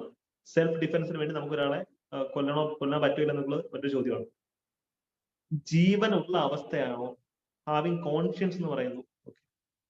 ബർത്ത് ഡെത്തിനിടയിലുള്ള ജേർണിയാണ് ശരിക്കും ഫിലോസഫിക്കലാണ് പറയുന്നത്, between birth and death. Haritha journey എന്ന് പറയുന്നത്. ഞാൻ ചോദിച്ചാൽ ജീവനോട് ഇരുന്നാൽ മാത്രം ലൈഫ് ആവും? ബീങ് എലൈവ് എന്ന് പറയുന്ന ലൈഫാണോ? ഇപ്പൊ നിങ്ങളെ ഒരു റൂമിൽ പൂട്ടിയിട്ട് 3 നേരം ആഹാരം തരും, നിങ്ങൾക്ക് ജീവൻ കാണും, പക്ഷെ അത് ലൈഫാണോ, ജീവിതമാണോ എന്നുള്ള ചോദ്യം. ബേസിക് നീഡ്സ് റിന്യൂ പറയുന്നു. നമുക്ക് 3 നേരം ആഹാരം, ഉടുക്കാൻ വസ്ത്രം, എല്ലാം ബേസിക് നീഡ്സ് കിട്ടി, ലൈഫ് ആവുമോ? ജീവിക്കുക എന്നതും ജീവിതവും രണ്ടല്ലേ? നരക ജീവിതമാണ് happiness. Exactly Ajay. In pursuit of happiness, that was I was looking for. American constitution പറഞ്ഞൊരു കാര്യമാണ്, ഇൻ പെർസ്യൂട്ട് ഓഫ് ഹാപ്പിനെസ്, സന്തോഷം തേടിയുള്ള യാത്രയാണ് ജീവിതം എന്ന് പറയുന്നത്. ബീങ് എലൈവ് എന്ന് വെച്ചാൽ ബയോളജിക്കൽ പ്രോസസ്സ് മാത്രമാണ്. ഒരാൾ കംപ്ലീറ്റ്ലി ബ്രെയിൻ ഡെത്ത് ആയാൽ പോലും കോമ സ്റ്റേറ്റിൽ അല്ലെങ്കിൽ വെന്റിലേറ്ററിന് സഹായത്തോടെ he can be technically alive, adequate living conditions. But യഥാർത്ഥ ലൈഫ് എന്ന് വെച്ച് കഴിഞ്ഞാൽ അതിന് മെന്റൽ ഹെൽത്തിന്റെ ഡയമെൻഷൻ ഉണ്ട്, ഫിസിക്കൽ ഹെൽത്തിന്റെ ഡയമെൻഷൻ ഉണ്ട്, ഫ്രീഡം, ലിബർട്ടിയുടെ ഡയമെൻഷൻ ഉണ്ട്. അപ്പൊ നിങ്ങൾ ഇത്രയും കഷ്ടപ്പെട്ട് ഒരു ജോലിക്ക് വേണ്ടി പരിശ്രമിക്കുന്നത് എന്തിനാ? ജോലിക്ക് കയറി നിങ്ങൾക്ക് സോഷ്യൽ സെക്യൂരിറ്റി കിട്ടും, കയ്യിൽ പൈസ വരും, അപ്പൊ നിങ്ങൾക്ക് ലൈഫ് അവിടെ സ്റ്റാർട്ട് ചെയ്യാം. അതാണ് നിങ്ങളുടെ മെയിൻ ഉദ്ദേശം. നമ്മൾ ജീവിക്കുന്നതന്നെ ലൈഫിനെ വേണ്ടിയാണ് അല്ലേ? അപ്പൊ അത് ഇമ്പോർട്ടന്റ് ആണ്. സെയിം കോണ്ടെക്സ്റ്റിലാണ് സുപ്രീം കോടതി ഒരു ഒബ്സർവേഷൻ നടത്തിയിട്ടുള്ളത്. ലൈഫ് എന്ന് വെച്ച് കഴിഞ്ഞാൽ ആനിമൽ എക്സിസ്റ്റൻസ് മാത്രമല്ല, അപ്പൊ മൃഗങ്ങളും ജീവിച്ചിരിക്കും. Life is not just animal existence, it is more than that എന്ന് സുപ്രീം കോടതി പോലും പറയുന്നുണ്ട്. ആ ഒരു പെർസ്പെക്ടീവ് ചേർത്ത് നമുക്ക് നോക്കാം. ഇൻഡിപെൻഡന്റ് ലൈഫ്, എക്സാക്ട്ലി സ്വാതന്ത്ര്യം തന്നെയാണ് അല്ലെ? ഗവൺമെന്റ് ജോബ് കിട്ടി കഴിഞ്ഞാൽ നമ്മുടെ ലൈഫ് ഇൻഡിപെൻഡന്റ് ആവും. ഗവൺമെന്റ് ജോബ് മാത്രമല്ല ഏത് ജോലി, നല്ലൊരു ജോലി കിട്ടിയാൽ നമ്മുടെ ലൈഫ് ഇൻഡിപെൻഡന്റ് ആവും. എക്സാക്ട്ലി. അപ്പൊ ആ ഒരു പെർസ്പെക്ടീവിൽ തന്നെയാണ് സുപ്രീം കോടതിയും കാര്യങ്ങൾ പറഞ്ഞിട്ടുള്ളത്. അപ്പൊ അതിന്റെ ഒരു നാൾ വഴി നമുക്ക് നോക്കാം. ഓക്കെ, അതിനും ഓർത്തിരിക്കുക, ആർട്ടിക്കിൾ 21 എന്ന് പറയുന്നത് ഇന്ത്യക്കാർക്കും വിദേശികൾക്കും എല്ലാവർക്കും നമ്മൾ കൊടുക്കും. അല്ലെങ്കിൽ എന്ത് ധൈര്യത്തിലാണ് വിദേശി ഇങ്ങോട്ട് വരുന്നത്? ഒരു വിദേശി ഇന്ത്യയിൽ വരുന്നത്, പുള്ളി എന്ത് ധൈര്യത്തിൽ ഇങ്ങോട്ട് വരണം? അയാൾ ജീവൻ ഇന്ത്യൻ ഗവൺമെന്റ് സംരക്ഷിക്കുന്ന ഉറപ്പുണ്ടെങ്കിൽ മാത്രമേ അങ്ങനെ ഇങ്ങോട്ട് വരത്തുള്ളൂ. അപ്പൊ അങ്ങനെ ആലോചിക്കാം. This right is available to both citizens as well as non citizens. Right. ഇവിടെ ഒരു കേസ് ഉണ്ട്, Gopalan case. 1950s Gopalan case. ഇതിൽ ലൈഫ് എന്ന് പറഞ്ഞ സംഭവത്തിനെ സുപ്രീം കോടതി നാരോ ആയിട്ട് ബന്ധപ്പെട്ടത്. ഒരു കാര്യം ഞാൻ പറയാം, ഈ കോൺസ്റ്റിറ്റ്യൂഷൻ ഒരു തത്വചിന്താ പദ്ധതിയുടെ ഭാഗമായിട്ടുള്ള ഒരു പുസ്തകമാണ്. It's A philosophical text. അതുകൊണ്ട് തന്നെ അതിന്റെ ഇന്റർപ്രിട്ടേഷൻസ്, മിസ്റ്റേക്സ് വരാം. ഇപ്പൊ സുപ്രീം കോടതി ഇന്ന് പറയുന്ന ആയിരിക്കത്തില്ല നാളെ പറയുന്നത്, നാളെ പറയുന്ന ആയിരിക്കത്തില്ല മറ്റന്നാൾ പറയുന്നത്. ഇപ്പൊ സുപ്രീം കോടതിക്ക് തെറ്റ് പറ്റുന്നതുകൊണ്ടല്ല, കാലത്തിനനുസരിച്ച് കോൺസ്റ്റിറ്റ്യൂഷൻ ഇന്റർപ്രിറ്റ് ചെയ്യുന്നു. ഫോർ എക്സാമ്പിൾ, ഗോപാലൻ കേസിൽ സുപ്രീം കോടതി പറഞ്ഞത് ഈ പറഞ്ഞ പോലെ ലൈഫ് എന്ന് വെച്ച് കഴിഞ്ഞാൽ ജസ്റ്റ് ജീവിച്ചിരിക്കാനുള്ള ശ്രമം മാത്രമേ ഉള്ളൂ. ഓക്കെ, ഇത് ഭയങ്കര സങ്കുചിതമായിട്ടാണ് സുപ്രീം കോടതി അന്ന് ഇതിനെ കണ്ടത്. എക്സിക്യൂട്ടീവ് ആക്ഷൻസ്, അതായത് ഒരു ഗവൺമെന്റ് ഉദ്യോഗസ്ഥർ, കളക്ടർ നിങ്ങളെ വന്ന് ഉപദ്രവിക്കുകയാണ്, നിങ്ങൾക്ക് ഇത് അവൈലബിൾ ആയിരിക്കും. പക്ഷെ ലെജിസ്ലേറ്റീവ് ആക്ഷൻസിനെതിരായിട്ട് അവൈലബിൾ അല്ല. കാര്യം, procedure establish by the law. നിയമത്തിന്റെ പിൻബലം ഉണ്ടെങ്കിൽ എന്ത് തോന്നിവാസം കാണിക്കാം എന്ന ഗോപാലൻ കേസ് വന്നു. ഇപ്പൊ ഒരു ബ്യൂറോക്രാറ്റ് നിയമത്തിന്റെ പിൻബലം ഇല്ലാതെ നിങ്ങളെ ഉപദ്രവിക്കാൻ വരുവാണ്, നിങ്ങൾക്ക് കേസുമില്ല. പക്ഷെ നിങ്ങളെ ഉപദ്രവിക്കാനുള്ള പ്രൊവിഷൻ നിയമത്തിൽ ഉണ്ടെങ്കിൽ, ലെജിസ്ലേറ്റീവ് ആക്ഷൻ മീൻസ് നിയമനിർമ്മാണമാണ്, ഇതിലുണ്ടെങ്കിൽ അദ്ദേഹത്തിന് എന്ത് തോന്നിവാസവും കാണിക്കാം എന്നാണ് പറയുന്നത്. ഓക്കെ, ഇതാണ് കോണ്ടെക്സ്റ്റ്. ഇത് ഭയങ്കര നാരോ ആയിട്ടുള്ള ചിന്താഗതി തന്നെ. അതായത് നിയമത്തിന്റെ പിൻബലം ഉണ്ടെങ്കിൽ എന്ത് തോന്നിവാസവും കാണിക്കാം, നിങ്ങളെ തല്ലാം കൊല്ലാം എന്ത് ചെയ്യാം, അല്ലെ? So a person can be deprived of his life and personal liberty based on a law. ഇപ്പൊ നാളെ സുപ്രീം കോടതി അല്ല, പാർലമെന്റ് ഒരു നിയമം പാസ്സാക്കുകയാണ്, പച്ച ഷർട്ട് ഇട്ടിട്ടുള്ള ആൾക്കാരെ മൊത്തം തൂക്കിക്കൊല്ലണം എന്നൊരു പാർലമെന്റ് നിയമം പാസ്സാക്കുകയാണെങ്കിൽ എല്ലാവരും തൂക്കിക്കൊല്ലാം. ക്ലാസ്സിൽ പച്ച ഷർട്ട് ഇട്ടിരിക്കുന്ന ആരെങ്കിലും ഉണ്ടോ? അല്ലെങ്കിൽ ചുവന്ന ഷർട്ട്, വെള്ള ഷർട്ട് ഇട്ടിട്ട് ആരും വീടിന് പുറത്തിറങ്ങാൻ പാടില്ല. എന്നൊക്കെ നാളെ മുതൽ ചിക്കൻ ബിരിയാണി കഴിക്കുന്ന ആൾക്കാരെ തല്ലിക്കൊല്ലാം എന്ന് ഗവൺമെന്റ് നിയമം പാസ്സാക്കാണല്ലോ. So there is a strict legislation to back up that process. നിയമത്തിന്റെ പിൻബലമുണ്ട്. അപ്പം പിന്നെ അത് ചെയ്യാം എന്നത് പറയും. ഇത് ഭയങ്കര അപകടമല്ല എന്ന് ആലോചിക്കുക. Black shirt okay okay okay എല്ലാവരും ബ്ലാക്ക് ഷർട്ടിന്റെ കാര്യമാണ് പറയുന്നത്. ഓക്കെ, സിറ്റിസൺഷിപ്പ് വേണമെന്ന് വെച്ചാൽ ഇതിന്റെ ഡേഞ്ചർ നിങ്ങൾക്ക് മനസ്സിലായോ? ഗോപാലൻ കേസിൽ അത്രത്തോളം നാരോ ആയിട്ടുള്ള ഒരു പ്രസ്താവനയാണ് സുപ്രീം കോടതി നടത്തിയത്. Because procedure establish by the law means നിയമത്തിന്റെ പിൻബലമാണെങ്കിൽ നമുക്ക് എന്ത് ചെയ്യാൻ പറ്റും. ഇവിടെ നിങ്ങൾ ഒരു കോൺസെപ്റ്റ് മനസ്സിലാക്കണം. ഇത് കുറച്ച് ടെക്നിക്കലാണ്, ട്രഡീഷണൽ പി എസ് സി ചോദ്യങ്ങൾ വരാത്തൊരു സെക്ഷനാണ്. ജസ്റ്റ് കേട്ടിരുന്നാൽ മതി. പക്ഷെ ഭാവിയിൽ വരും എന്ന് എനിക്ക് ഉറപ്പുണ്ട്.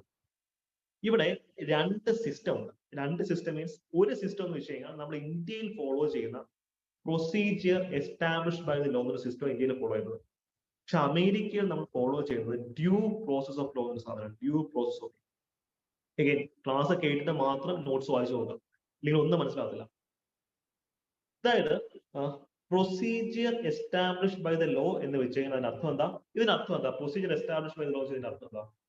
നിയമത്തിന്റെ പിൻബലം ഉണ്ടെങ്കിൽ നമുക്ക് എന്തും ചെയ്യാം. പാർലമെന്റ് നിയമം പാസ്സാക്കിയാൽ ഗവൺമെന്റിന് എന്തും അത് വെച്ച് ചെയ്യാം. പക്ഷെ ഡ്യൂ പ്രോസസ് എന്ന് വെച്ച് കഴിഞ്ഞാൽ പാർലമെന്റ് പാസ്സാക്കുന്ന നിയമം ഇറ്റ് ഷുഡ് ബി എത്തിക്കൽ. നാളെ തൊട്ട് ചുവന്ന ഷർട്ട് ഇട്ട് വീടിന് പുറത്തിറങ്ങുന്ന ആൾക്കാരെ ജയിലിൽ ഇടാം എന്നുള്ളത് ഡ്യൂ പ്രോസസ് ആണ്. Sorry, procedure establish by the law ആണ്. പക്ഷെ അത് ഒരിക്കലും ഡ്യൂ പ്രോസസ് ഓഫ് ലോ വരത്തില്ല. Due process of law means ആ നിയമം എത്തിക്കലായിരിക്കണം, അല്ലെങ്കിൽ മനുഷ്യത്വമുള്ളതായിരിക്കും. ഇതാണ് പ്രശ്നം. നമുക്കൊരു അബദ്ധം പറ്റിപ്പോയി. നമ്മുടെ കോൺസ്റ്റിറ്റ്യൂഷനിൽ നമ്മൾ ഡ്യൂ പ്രോസസ് ഓഫ് ലോ എന്നല്ല എഴുതി വെച്ചിരിക്കുന്നത്. പകരം എന്താ എഴുതി വെച്ചിരിക്കുന്നത്? Procedure establish by the law എന്ന. ഇത് മതി നമ്മുടെ കാര്യമൊക്കെ കട്ടപ്പുകയാക്കാൻ ഇത് മതി. കട്ടപ്പയാകല്ലേ. ബട്ട് ഹിയർ സുപ്രീം കോടതി came to rescue our right. Supreme കോടതി മേനക കേസിൽ പറയുന്നത് 1978 സുപ്രീം കോടതി മേനക കേസിൽ നേരത്തെ പറഞ്ഞ കാര്യം മാറ്റി പറയുന്നത്. അതായത് ഗോപാലൻ കേസിൽ USA ഡ്യൂ പ്രോസസ് ആണ് കേട്ടോ. മോഡേൺ ഡെമോക്രസിയിലൊക്കെ ഡ്യൂ പ്രോസസ് എന്നൊരു കോൺസെപ്റ്റാണ്. ഇത് നമ്മൾ ഇതിന്റെ പേര് ഡിക്ഷണറി മീനിങ് അല്ല നമ്മൾ എടുക്കേണ്ടത്, ടെക്നിക്കൽ മീനിങ് ആണ്. ഇപ്പൊ ടെക്നിക്കൽ മീനിങ് നിങ്ങൾക്ക് ക്ലിയർ ആണെന്ന് വിചാരിക്കുന്നു. ഡിക്ഷണറിയിൽ രണ്ടിനർത്ഥം ഒരുപോലെ ഇരിക്കും, ഡ്യൂ പ്രോസസും പ്രൊസീജിയർ എസ്റ്റാബ്ലിഷ്. പക്ഷെ ടെക്നിക്കൽ മീനിങ് ഡിഫറെന്റ് ആണ്. Due process of law means ആ നിയമം കംപ്ലീറ്റ്ലി എത്തിക്കലായിരിക്കണം നിർബന്ധമുണ്ട്. സോ ഇവിടെ മേനക കേസിൽ പറയുന്ന കാര്യം എന്താണ്? 1970 ഇന്ത്യ മോഡേൺ ഡെമോക്രസി ആണ്, എന്നാലും ഈ ഒരു ഇഷ്യൂ അതിനകത്തുണ്ട്. പക്ഷെ കൊളോണിയൽ ഇൻഫ്ലുവൻസസ് ഇപ്പോഴും കുറെ ഇല്ല. ബ്രിട്ടനിൽ procedure establish by the law ആയിരുന്നു. അതാണ് അതിന്റെ ഒരു പ്രശ്നം. അപ്പൊ അവിടെ നിന്നാണ് നമുക്കിത് കിട്ടിയിട്ടുള്ളത്. Again coming back to our topic, Maneka കേസിൽ സുപ്രീം കോടതി പറഞ്ഞൊരു കാര്യം, ഗോപാലൻ കേസിലെ വെർഡിക്റ്റുകൾ തെറ്റായി. ആർട്ടിക്കിൾ 21 കുറെ കൂടെ വൈഡ് ആയിട്ട് ഇന്റർപ്രറ്റ് ചെയ്യണമായിരുന്നു. ബിക്കോസ് ഇവിടെ ഡ്യൂ പ്രോസസ് ഓഫ് ലോയുടെ എലിമെന്റ്സ് മേനക കേസിൽ കൊണ്ടുവരും. വിച്ച് മീൻസ് ഞാൻ പറയാൻ ശ്രദ്ധിച്ചില്ല.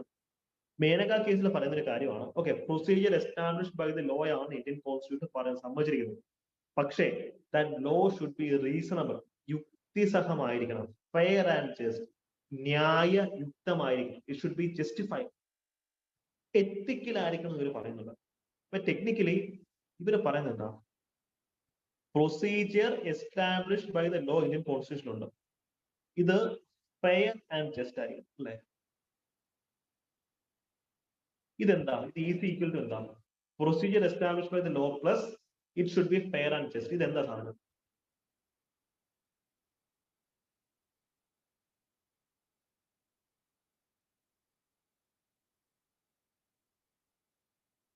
Due process. Mithun, Anant, very good.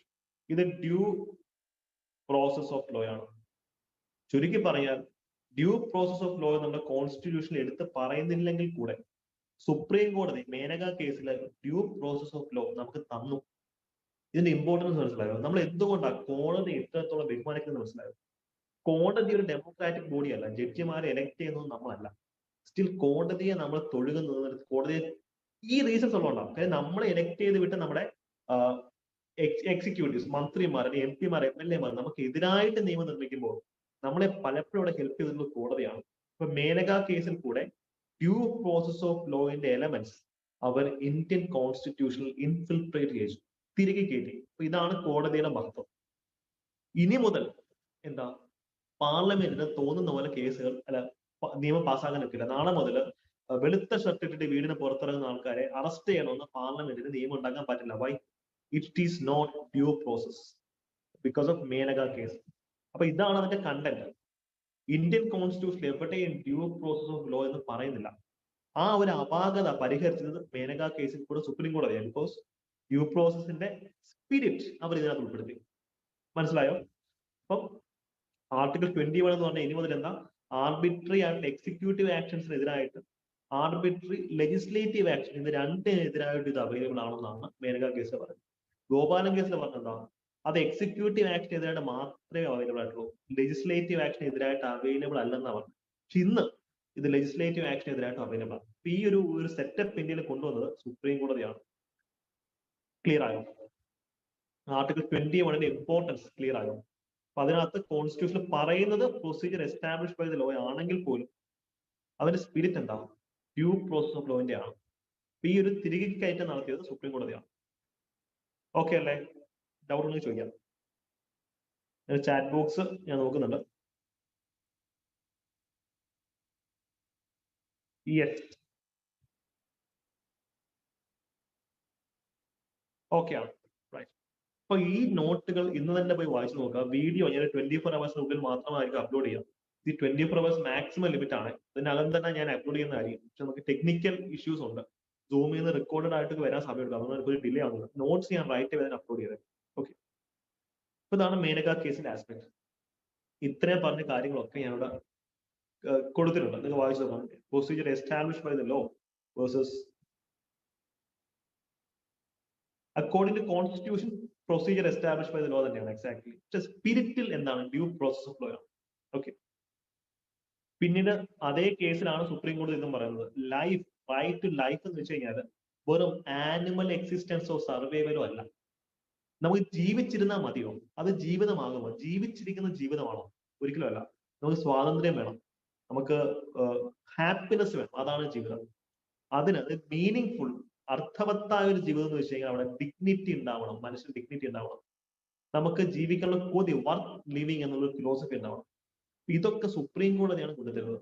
Personal liberty എന്ന് പറഞ്ഞ കോണ്ടെക്സ്റ്റിനകത്ത് ഇത്രയും ഒരു കടല് പോലെ വിശാലമായ ഒരു ഇന്റർപ്രിട്ടേഷൻ സുപ്രീം കോടതി തന്നതുകൊണ്ടാണ് നമ്മളൊക്കെ ഇപ്പോഴും ഇങ്ങനെ ഇരിക്കുന്നത്. അല്ലെങ്കിൽ പണ്ടേക്ക് വട്ട ഇന്ത്യയിലെ കട്ടപ്പോയാൽ ലൈഫ്, അത് ജീവിച്ചിരിക്കണമെന്ന് മാത്രം. ഇപ്പൊ നാസി ജർമ്മനിയിലും യഹൂദന്മാരെ കോൺസെൻട്രേഷൻ ക്യാമ്പുകളിൽ ഇട്ടിരുന്നു. അവർ അവസാനം വരെ കുറെ ആൾക്കാർ ജീവിച്ചിരുന്നു. പക്ഷെ അത് ജീവനാണോ? ചത്തതിനൊക്കെ ജീവിച്ചിരിക്കുന്നു എന്നാണ്.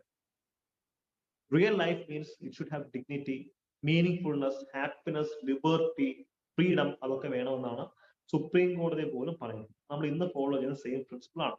ഓൾറൈറ്റ്. അപ്പോൾ സുപ്രീം കോടതി മേനക കേസിൽ ഇതേപോലുള്ള കാര്യങ്ങളൊക്കെ പറഞ്ഞിട്ടുണ്ട്. കുറെ കാര്യങ്ങൾ സുപ്രീം കോടതി സബ്സീക്വന്റ് കേസിൽ ആഡ് ചെയ്തിട്ടുണ്ട്. അപ്പൊ അടുത്ത കാലത്ത് സുപ്രീം കോടതി റീസെന്റ് ആയിട്ട് ആർട്ടിക്കിൾ 21 ഉള്ളിൽ ആഡ് ചെയ്ത റൈറ്റ് ചെയ്താണ്. വളരെ റീസെന്റ് ആയിട്ട് ആർട്ടിക്കിൾ 21 ഉള്ളിൽ സുപ്രീം കോടതി തിരികെ കയറ്റിയ അവകാശം ഏതാണ്?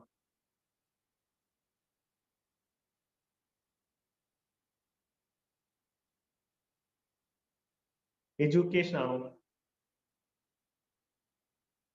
21 അത് സുപ്രീം കോടതി അല്ലല്ലോ, പാർലമെന്റ് അല്ല കയറ്റിയത്. പാർലമെന്റ് റൈറ്റ് ടു എഡ്യൂക്കേഷൻ കയറ്റി. ഞാൻ ആർട്ടിക്കിൾ 21 അകത്ത് റൈറ്റ് ടു പ്രൈവസി, സ്വകാര്യത, അത് ഫണ്ടമെന്റൽ റൈറ്റ് ആണ് അടുത്ത കാലത്ത് സുപ്രീം കോടതി പറഞ്ഞത്. അത് ഏത് ആർട്ടിക്കിളിനകത്ത് വരുന്നത്? ആർട്ടിക്കിൾ 21 ഇനി ഞാൻ കാര്യം പറയട്ടെ, നമ്മുടെ കോൺസ്റ്റിറ്റ്യൂഷൻ എടുത്ത് പറഞ്ഞിട്ടില്ലാത്തൊരു അവകാശം അത് ഏത് ഏത് ആർട്ടിക്കിളിലാണ് വരുന്നത് ചോദിക്കുവാണെങ്കിൽ എസ് പുട്ടുസ്വാമി ചോദിച്ചു, നമ്മുടെ കമ്പനി ബോർഡിനകത്ത് ചോദിച്ചതാണ്. അപ്പൊ അതൊക്കെ വരുന്ന ആർട്ടിക്കിൾ 21 ആണ്. ഇന്റർനെറ്റ് കേരളത്തിലാണ് ഫണ്ടമെന്റൽ റൈറ്റ് എന്ന് പറഞ്ഞത്. കേരളത്തിനകത്ത് ആർട്ടിക്കിൾ 21 ഉള്ള വരും. അത് ഇതിനകത്ത് വരുന്നുണ്ട്, പുട്ടുസ്വാമി കേസ്. അപ്പം ഒരു പർട്ടിക്കുലർ റൈറ്റ് അത് ഏത് ആർട്ടിക്കിളിന്റെ അകത്താണെന്ന് കൺഫ്യൂഷൻ തോന്നുന്നെങ്കിൽ ഇതിനകത്തായിരിക്കും. ഫോർ എക്സാമ്പിൾ, നിങ്ങൾക്ക് ഇഷ്ടമുള്ള ആൾക്കാരെ കല്യാണം കഴിക്കാനുള്ള അവകാശം അത് ഏത് ആർട്ടിക്കിളിനകത്തായിരിക്കും?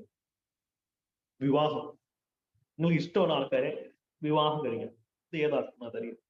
ഇപ്പം ക്ലാസ്സിൽ ലവ് മാരേജസ് പ്ലാൻ ചെയ്യുന്ന ആൾക്കാരുണ്ടെങ്കിൽ ആർട്ടിക്കിൾ 21 മുറുകെ പിടിച്ചോളൂ. വീട്ടുകാർ നിങ്ങൾ എതിർത്താലും സ്റ്റേറ്റ് നിങ്ങളുടെ കൂടെ നിൽക്കും. Because article 21 right to marriage പറയുന്നത്. ഓക്കെ, ചില ആൾക്കാർ സ്മൈലി ഒക്കെ അയച്ചിട്ടുണ്ട്, എനിക്ക് മനസ്സിലായി. ഓക്കെ ഓക്കെ, മനസ്സിലായി, അടിപൊളി അടിപൊളി. Okay, all the best.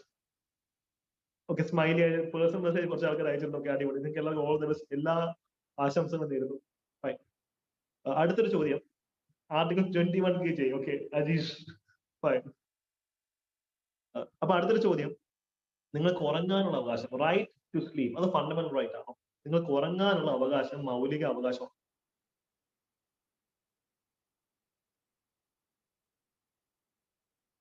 ഉറങ്ങാനുള്ള അവകാശം മൗലിക അവകാശമാണോ? Yes, exact. അപ്പൊ ഞാൻ പറയാം, എന്റെ ക്ലാസ്സിലിരുന്ന് പിള്ളേർ ഉറങ്ങുമ്പോഴേക്കും ഒന്നും പറയാൻ പറ്റാറില്ല. ഞാൻ പറഞ്ഞ ഒറ്റ കണ്ടീഷൻ, നിങ്ങൾ ഉറങ്ങിക്കോളൂ, നിങ്ങളുടെ ഫണ്ടമെന്റൽ റൈറ്റ് ആണ്. പക്ഷെ കൂർക്കം വലിക്കരുത് എന്നുള്ള ഒറ്റ എക്സ്ക്യൂസ്, ഒരൊറ്റ റിക്വസ്റ്റ് ഞാൻ പറയാറുള്ളൂ. കാര്യം ഉറങ്ങുക എന്നുള്ളത് പോലും ഫണ്ടമെന്റൽ റൈറ്റ് ആണെന്നുള്ള കാര്യം അറിയിക്കും. റൈറ്റ് ടു മാരേജ്, ഇതൊക്കെ ഫണ്ടമെന്റൽ റൈറ്റ് ആണ്. കൂർക്കം വലിക്കാതിരിക്കുക. ഓക്കെ ഓക്കെ, അതാണ് അതിന്റെ അപ്രോച്ച്. മറ്റൊരു കാര്യം എന്താണ്, നമുക്ക് ഓരോരോ റൈറ്റ്സ് നോക്കണം, ഓരോ റൈറ്റ്സ് നോക്കണം. അപ്പൊ എഗെയിൻ, നിങ്ങൾ ഉറങ്ങിക്കിടക്കുമ്പോൾ നിങ്ങളുടെ വീട്ടുകാർ നിങ്ങളെ തട്ടി എണീപ്പിക്കുന്നെങ്കിൽ നിങ്ങളുടെ കോൺസ്റ്റിറ്റ്യൂഷൻ റൈറ്റ് ആണ് നിങ്ങളെ വീട്ടുകാരെ വൈലേറ്റ് ചെയ്യുന്നത്. നാളെ മുതൽ നിങ്ങൾ വിശാലയുടെ തുടങ്ങാം.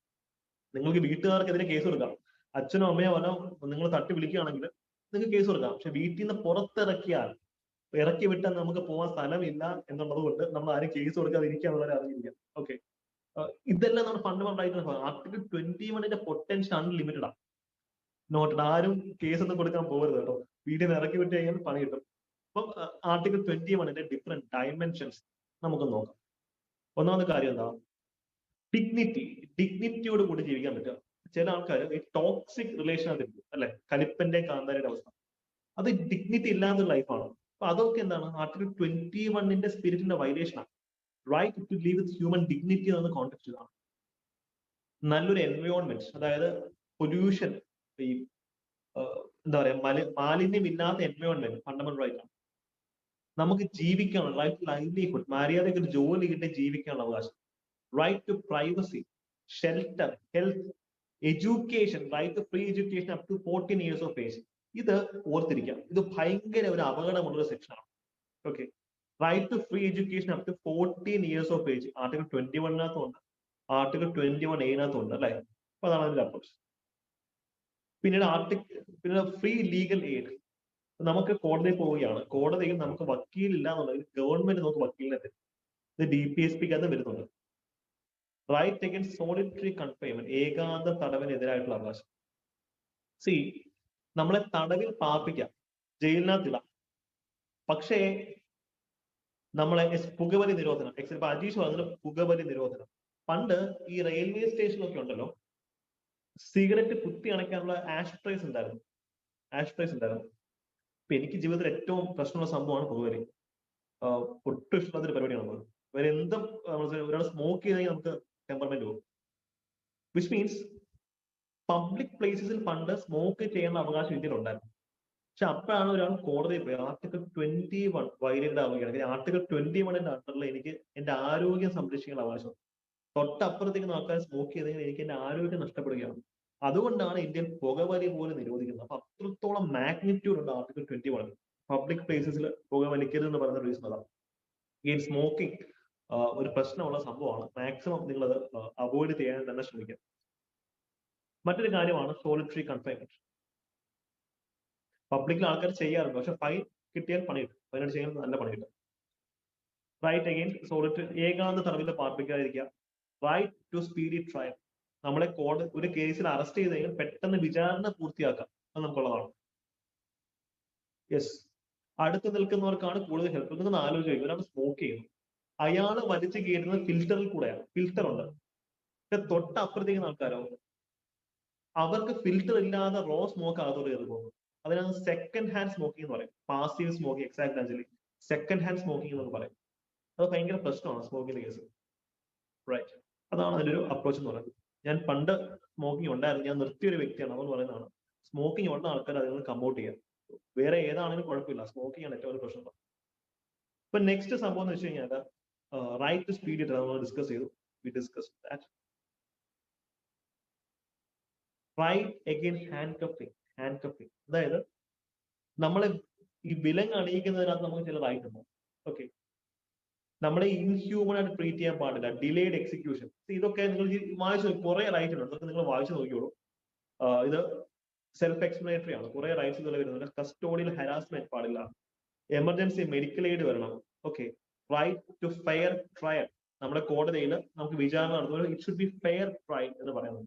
ഓക്കെ, പിന്നീട് ജയിലിലാണെങ്കിൽ പോലും നമുക്ക് ആഴ്ചയിൽ മട്ടനും ചിക്കനും ബിരിയാണിയും ഒക്കെ കിട്ടുന്നുണ്ട്. എന്തുകൊണ്ടാണ്? ജയിലിൽ കിടക്കുന്ന വ്യക്തികൾക്ക് ഇതൊക്കെയുണ്ട്. Right of prisoners to have necessities of life.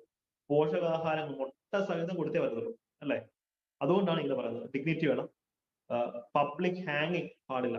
ഇതിൽ പബ്ലിക്കായിട്ട് ആരും തൂക്കിടാൻ പാടില്ല. ഹില്ലി റീജിയൻസിൽ ഒന്ന് ആലോചിക്കുക, നോർത്ത് ഈസ്റ്റ് പോലുള്ള ഹില്ലി റീജിയൻസിലേക്ക് നമുക്ക് റോഡ് പണിയണം എന്ന് പറയുന്നത് പോലും ആർട്ടിക്കിൾ 21 ആണ്. ഇതൊക്കെ ജുഡീഷ്യൽ ഇന്റർപ്രിട്ടേഷൻസ് ആണ്. ഇതൊന്നും കോൺസ്റ്റിറ്റ്യൂഷൻ എടുത്ത് പറയുന്നില്ല. ശ്രദ്ധിക്കുക, ഇതൊക്കെ ജുഡീഷ്യൽ നടത്തിയുള്ള ഇന്റർപ്രിട്ടേഷൻസ് ആണ്. നെക്സ്റ്റ് കംസ് വിവരാവകാശം. ആർട്ടിക്കിൾ 21 റെപ്യൂട്ടേഷൻ, കൺവിക്ഷൻ, കാൽവിക്ഷൻ. ഈ ബാർ ഫെറ്റേഴ്സ് എന്നാണ്. Bar fetters, right against bar fetters. ഈ കാലാപ്പാനയിൽ കണ്ടിട്ടില്ലേ, തടവുകാരുടെ കയ്യിലും കാലിലും ചങ്ങലകളുണ്ട്, ചങ്ങലകൾ. അത് പാടില്ല എന്നാണ് ഇതിനകത്ത് പറയുന്നത്. Bar fetters. ബാക്കി നിങ്ങൾക്ക് വായിച്ചു നോക്കാവുന്നതാണ് കേട്ടോ. ഗോവിന്ദസ്വാമിയൊക്കെ വെളുത്ത് കുട്ടപ്പനായി. എക്സാക്ട്ലി അഞ്ചിൽ അത് ആലോചിക്കുമ്പോൾ നമുക്ക് ദേഷ്യം വരും. ഗോവിന്ദസ്വാമിയൊക്കെ വെളുത്ത് കുട്ടപ്പനായി ഈ കോൺടെക്സ്റ്റ് ആണ്. അപ്പോൾ ആർട്ടിക്കിൾ 21 വരെ നമ്മൾ ഫിനിഷ് ചെയ്തു.